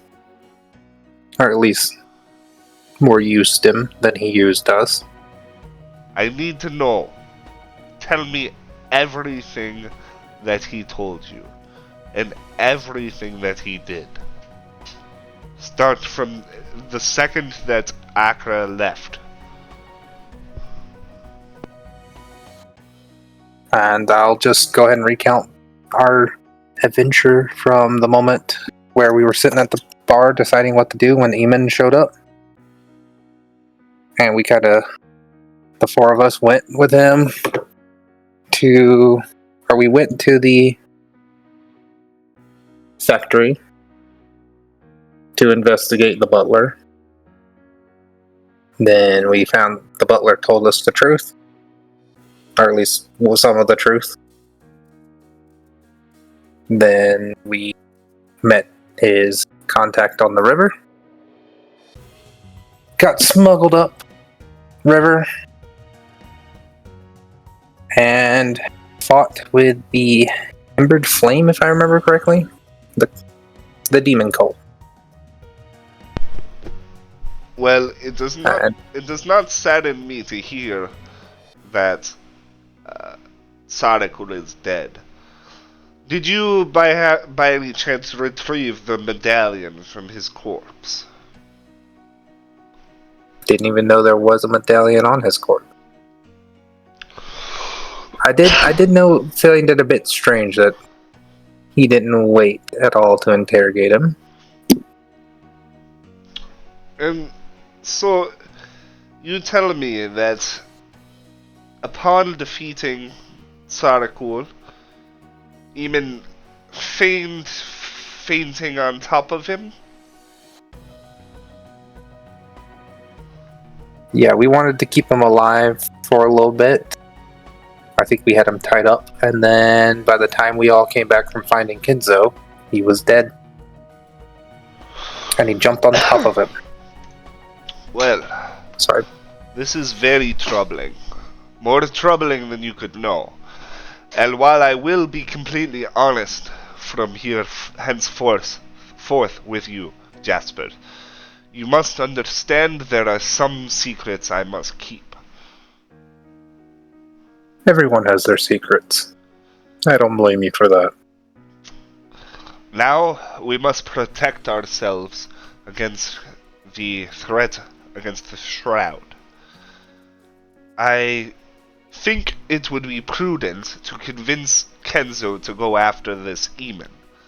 Maybe if we can capture Eamon, we can make him admit that the Shroud had nothing to do with this.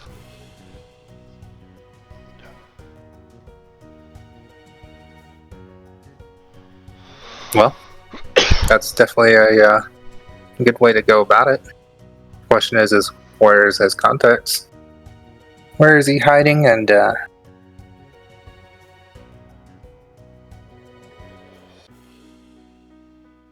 Yes, I believe the two of you should have no problem tracking him down.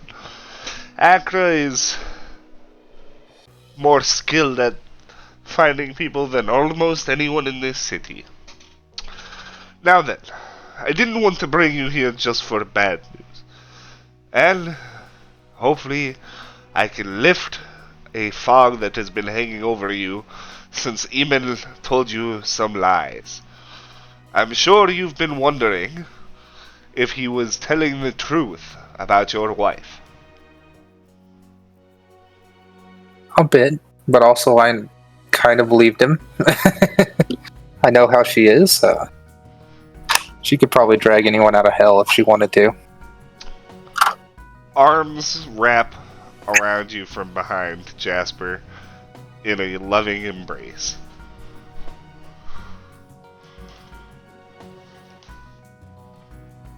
He'll just kind of hug the hands with his hands and say, I'm imagining that's you, Fate. Who else? You big dummy. I don't remember you being this big. She kind of like feels your like enormous chest. I guess it's not bad. I was most definitely not this big. Ugh, I hate this.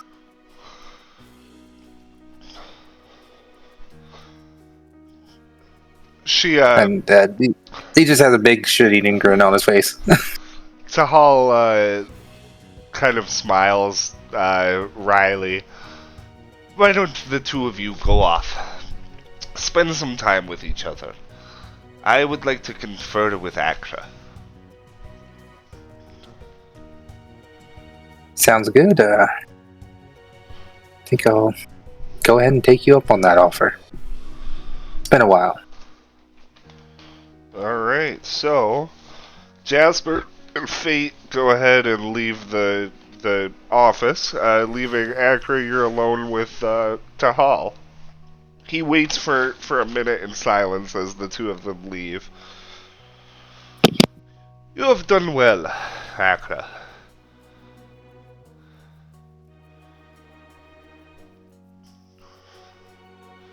I do wish you had been present for the takedown of the Ember Chain.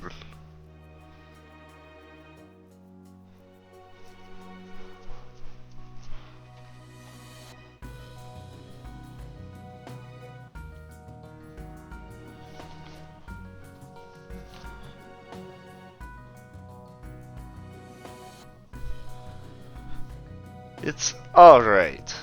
You have done much, and there is a chance that if you had been there, you would have had they would have had no lead to follow, as this Eamon is the one who directed them there.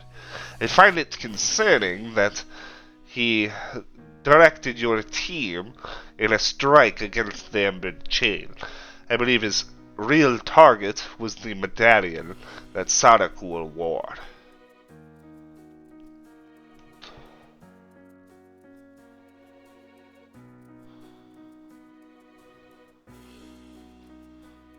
It's hard to explain, and more privy to. Well, it is. I'm sorry, Accra. Even your station does not allow you to know about it. It's something that Sarakul stole from us.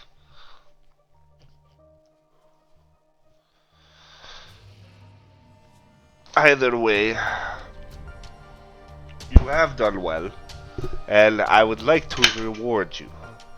Please, stretch out your hand.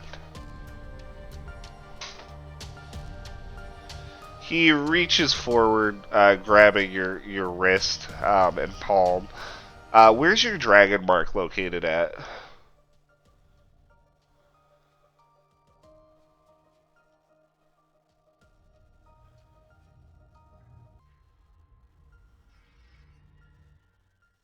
Okay. So he flips your arm over to the back of the arm to show your dragon mark, and begins to trace his fingers up the coiling mark. And speaking in Draconic, he says just a couple of words, and your dragon mark lights up in a brilliant blue glow. Your vision goes fuzzy, and you feel yourself beginning to faint. You can see the ground, like you can feel yourself plummeting towards the ground, but you feel Tahal catch you as the last thing you feel before you black out. With a start, you awaken with a thunderclap. Boom! Lightning flashes. You find yourself in a rainstorm, rain cascading around you. Your arm singes with pain. You look down, you can see your dragon mark is still glowing. You feel yourself rock to the side and find yourself sliding to the right as the rain continues to pelt you.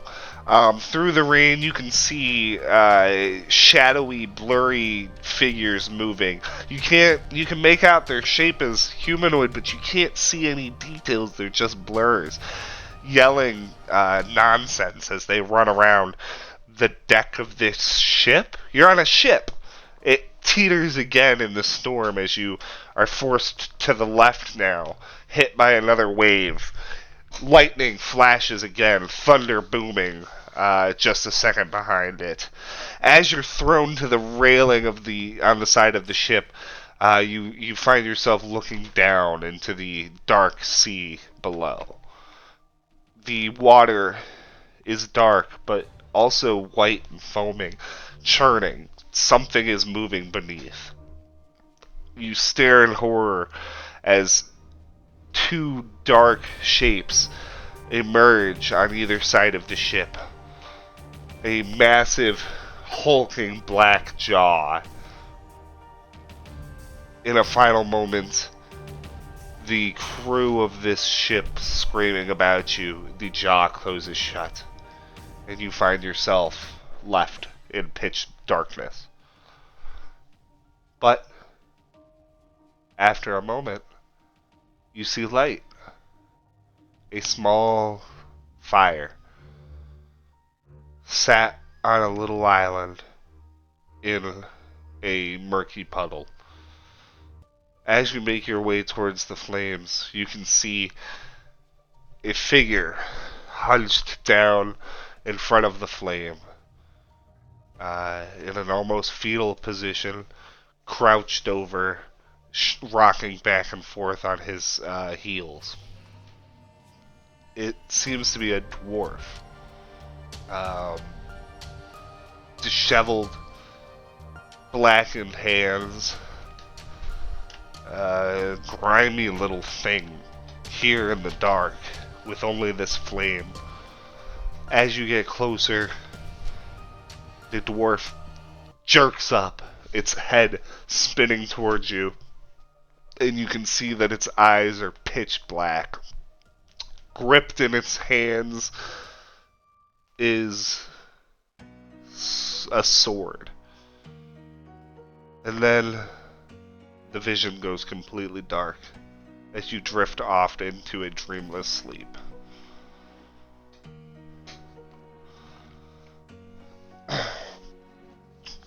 Jasper, at a little street side cafe, you and Fate find yourselves catching up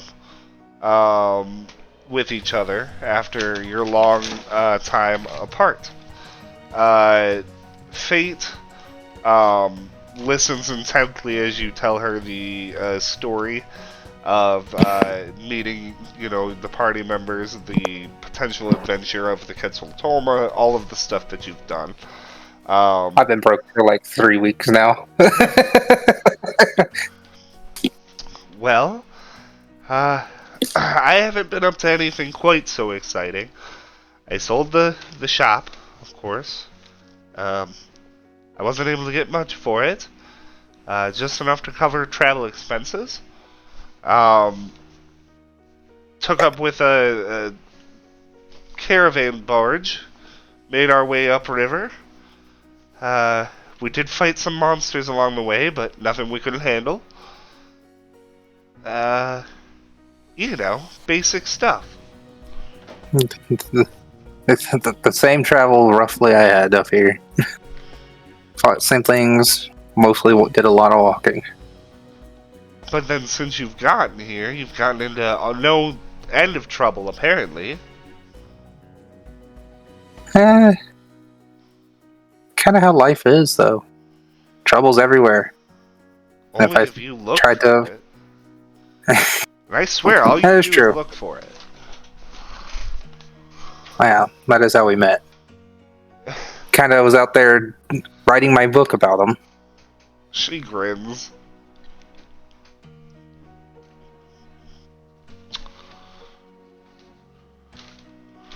Alright, now I'm not So- going to say it again.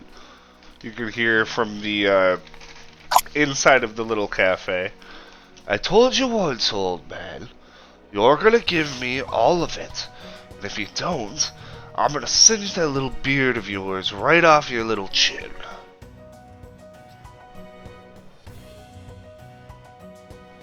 They'll look over to see who's insulting who, or who's causing problems. You can see there's a thuggish looking guy inside of the cafe who is staring down a little old Hemeccan man who's cowering behind the counter. The thug guy has like a little fireball forming in his hand. I'm not gonna tell you again.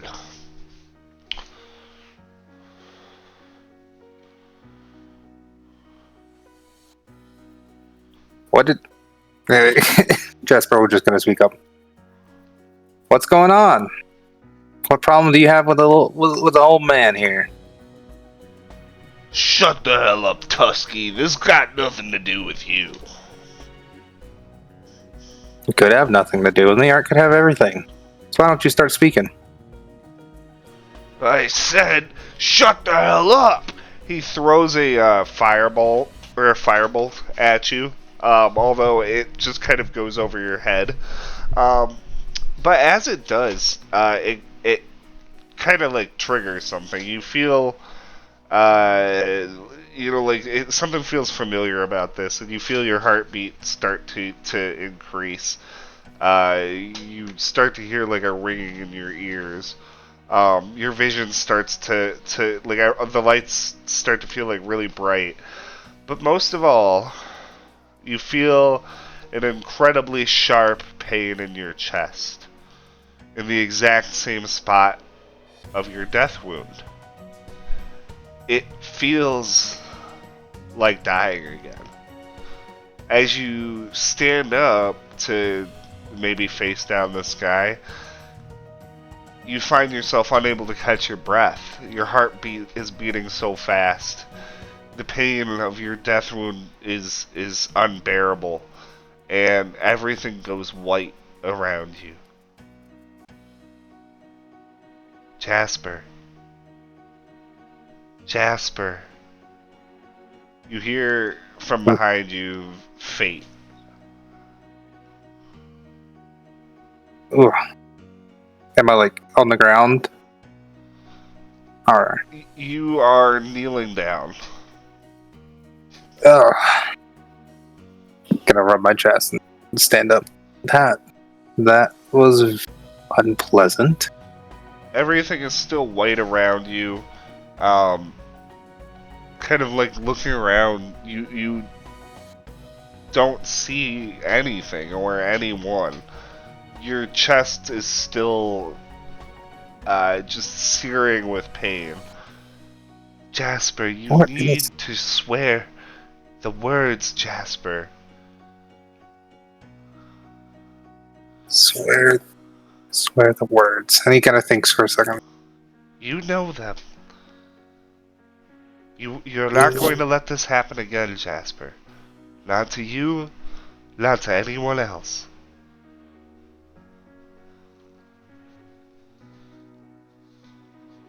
I have been thinking them, that is for sure. Now I will them. swear. Swear them and mean them, Jasper. I swear the oath to myself to protect my allies and save them not only from harmful effects, but themselves. My own magic I have seen go badly. I do not wish that to happen again. This I will promise to myself to not allow The ever again. the whiteness around you contracts back towards you as you regain consciousness. Standing tall against this this thug, he gives you a look. This next one's coming right at you, metal man. Yeah, and I'll just kind of say, go ahead. I've seen and wielded more powerful magic than that.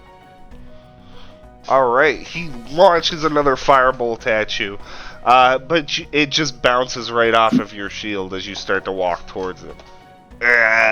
Hey, come on now! How about you you go outside and leave this little old gentleman alone for a while. Fuck you! He makes one last attempt as he rushes in with a what looks to be a shocking grasp at you.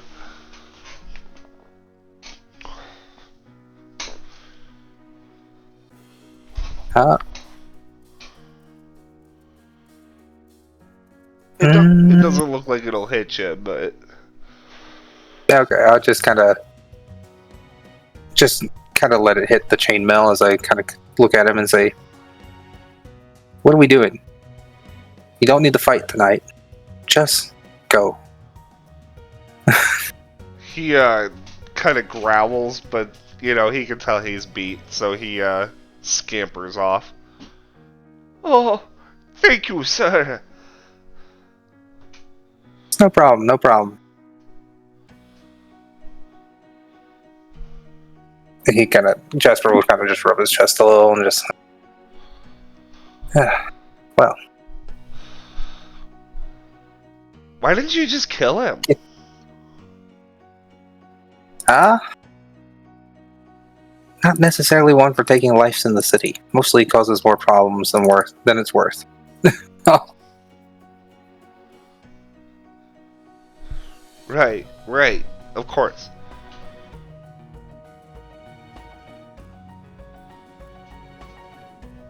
Well, He's like still stretching out his body, kind of weirdly trying to shake off the feeling. and with that, the two of you head off together to go rest for the day until the meeting with Kenzo. Oh yeah, we still got that meeting.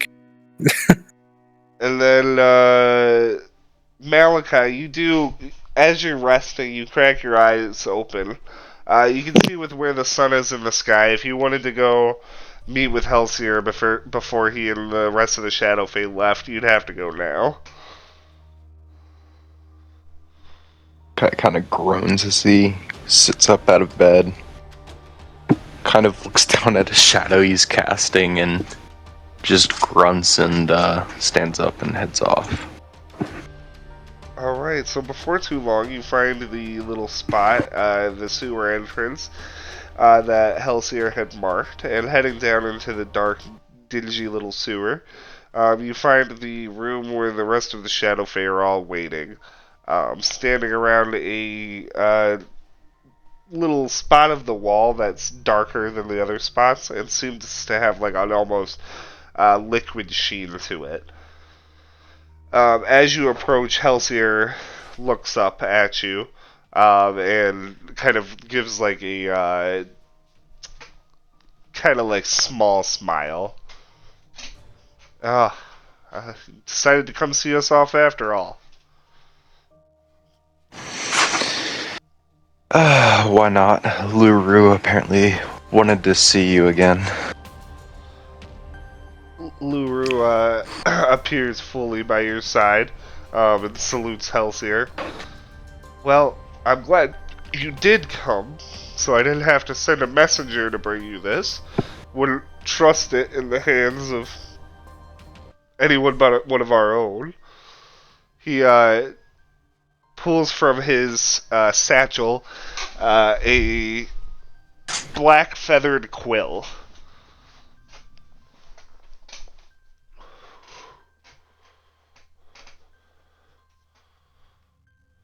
And he hands it. He'll reach out for it.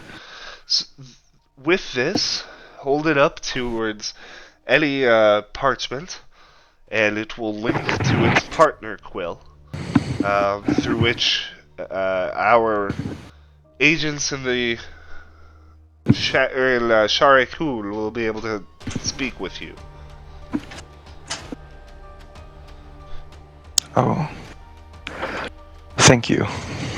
I guess I'll be needing this. Being the new agent, or whatever position this would be called. I am not one to question his decision. If you're who he wants, and that's what gets us the deal, then all right. But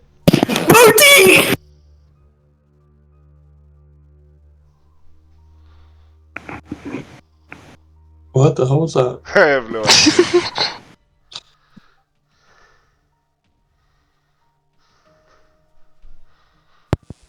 I don't know. Okay. Sorry about that. Okay. What the hell? Everything okay? Wife decided to make her presence known. Oh wow. We might have nightmares with her presence now.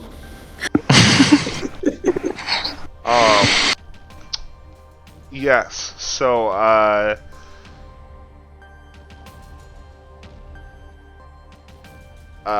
yeah. So, do not lose this quill, Malachi. It's irreplaceable.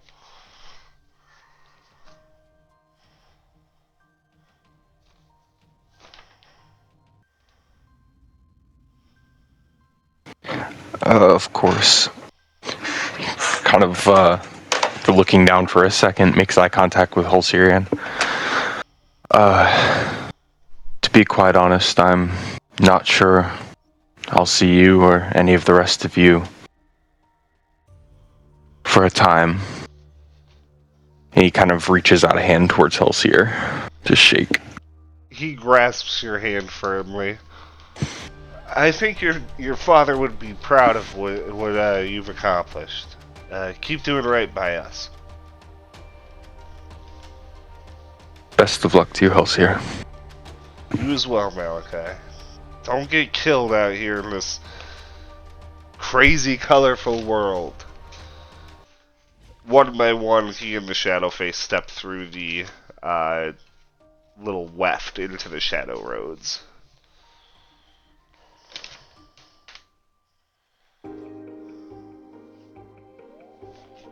And Luru kind of like, he cocks his head like looking at the little portal standing next to you. And then once the last one's through, he says, after a moment, "Can we go back up into the light? I like the color up there more. This reminds me too much of home."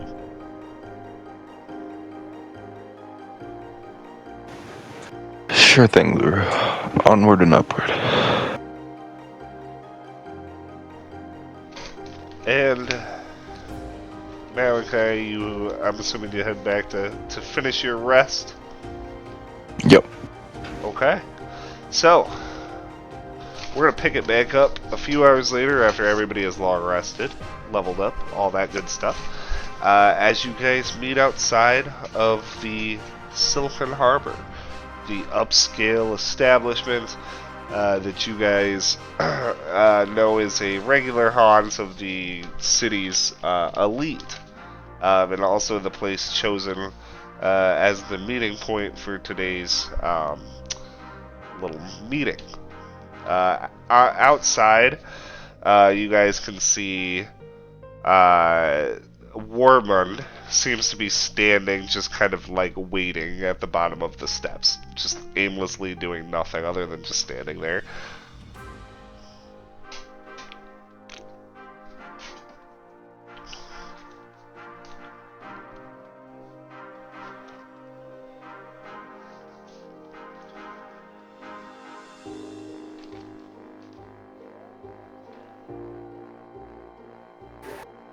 You okay, Warman?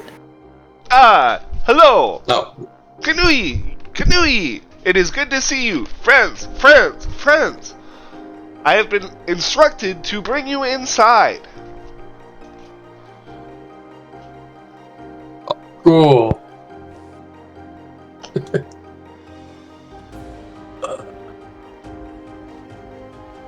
I guess lead the way? Yeah. With pleasure! He turns around and strides up the steps.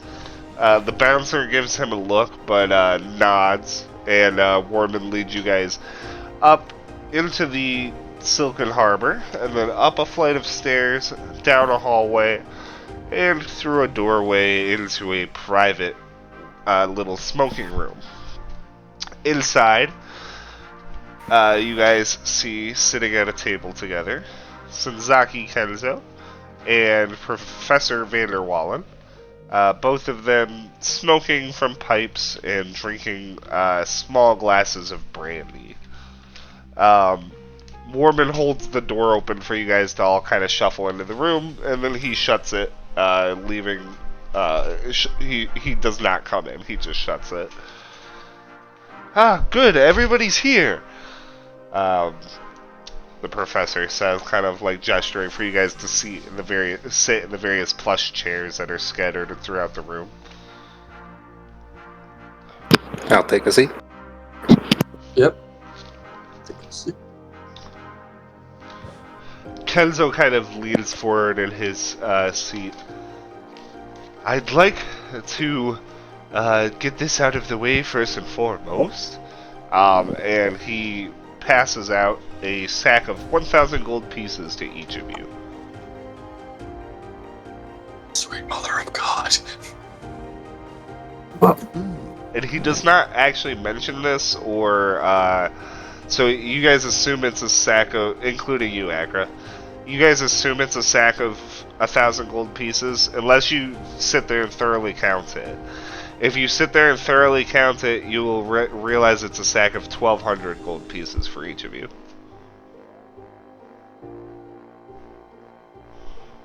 Jasper will not count his right now, but he will be counting it later.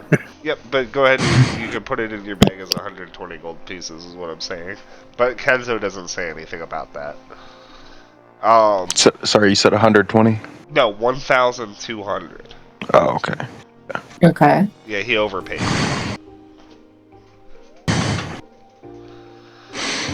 Now, with that out of the way, I was hoping to enlist you all in a rather dangerous ordeal. I think you could be very useful in helping me sort out this business with this cult, the Shroud of Uriel. Senzaki, I didn't invite them here for that, actually, and I'm sorry, I understand your plight. But you need to understand, we need to get this expedition on the road. We've got people waiting in the wings to trying to destroy us.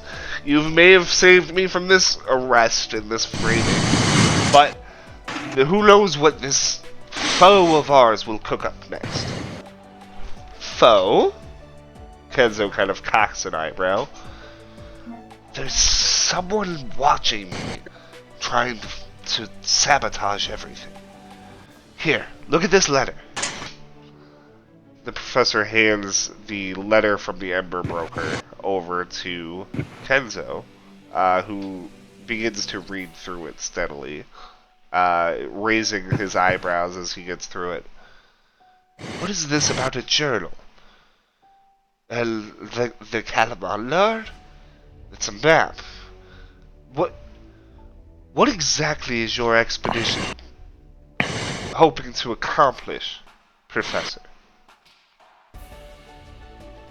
I can't go into that right now, but suffice it to say, what's at the end of this road is world-changing. It will change the future. It will change everything. It's worth more than all the gold on the entire continent.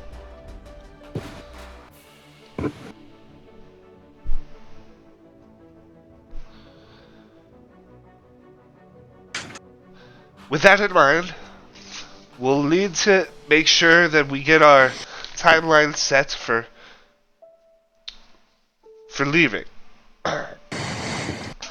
I think that we should, if I work together with Captain Haranui, we should be able to get the ship prepared for a departure within the week. Well, I can offer any help that I will give you any help that I can, my friend. Monetary or otherwise, you know that. Professor nods. Well, I guess we're not leaving tonight, so... or right away. Perhaps you all would be willing to help Master Kenzo with his cult problem?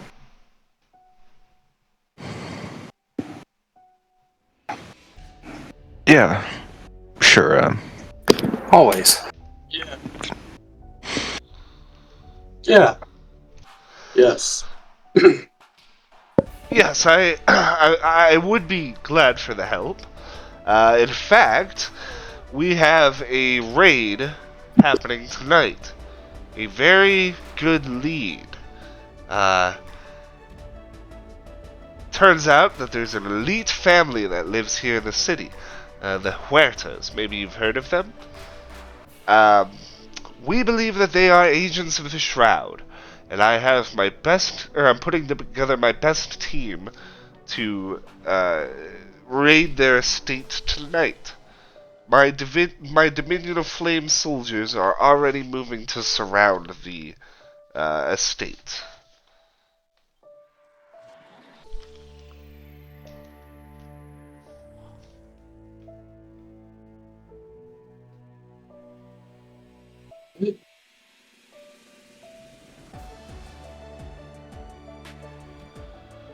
Well, I don't expect them to fight back during the raid. If they do, then of course they're guilty. Only a guilty person would fight back.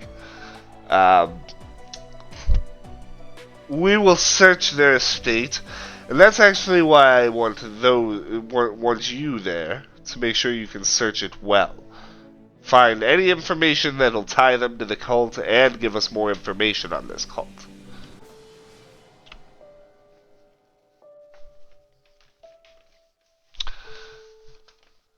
Also, I've recruited some assistants for you all. The door swings open, and a slightly familiar figure walks in. The straw-haired gunslinger that you guys saw back at the Hall of Governance.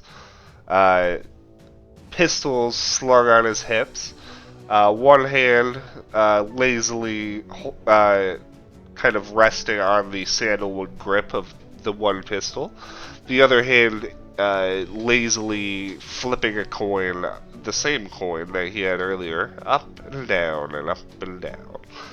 As he walks into the room, he kind of scans you guys all with a steely blue gaze.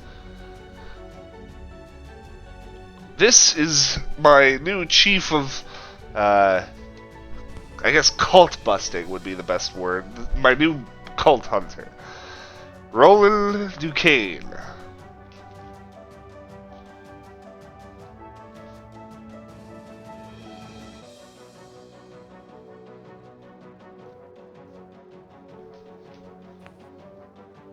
Good to meet you. Roland kind Good of to meet you. scans the lot of you guys as you guys kind of like sheepishly say good to meet you, a couple of you do, and he gives you guys like with his like really blue eyes, he gives you guys this like almost menacing look, and then his face cracks into a smile. It's a really toothy smile. He's got big teeth. I guess the best way to describe the way he looks is like a young Tom Petty. He looks like Tom Petty, okay? But like menacing Tom Petty, okay? And as he kind of smiles at you, he gives like a little mocking little bow, which he flips the coin up before he starts the bow, and it somehow stays in the air long enough that as he comes straight back up again, he catches the coin in time to keep flipping it. Pleasure to meet y'all. I've brought in young Roland here from out west. He's going to help us clean up the streets of this city.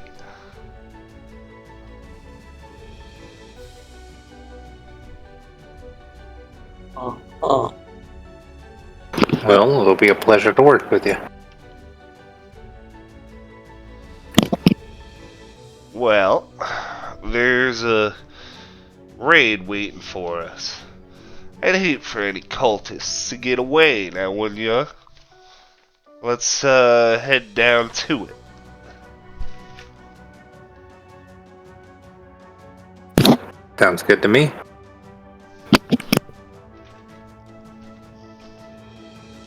Yeah. Akra, as you say that, he gives you a little glance, and his eyes kind of dart down towards your. Is your dragon mark covered up by your sleeve?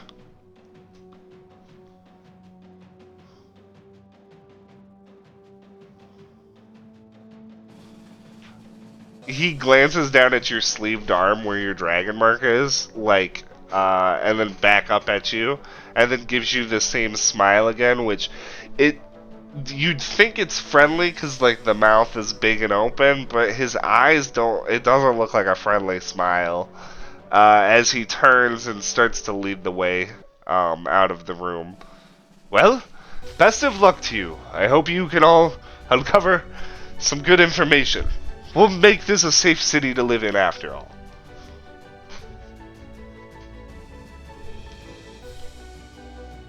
And as you guys head out on your way to raid the Huerta family estate, that is where we're going to end it tonight.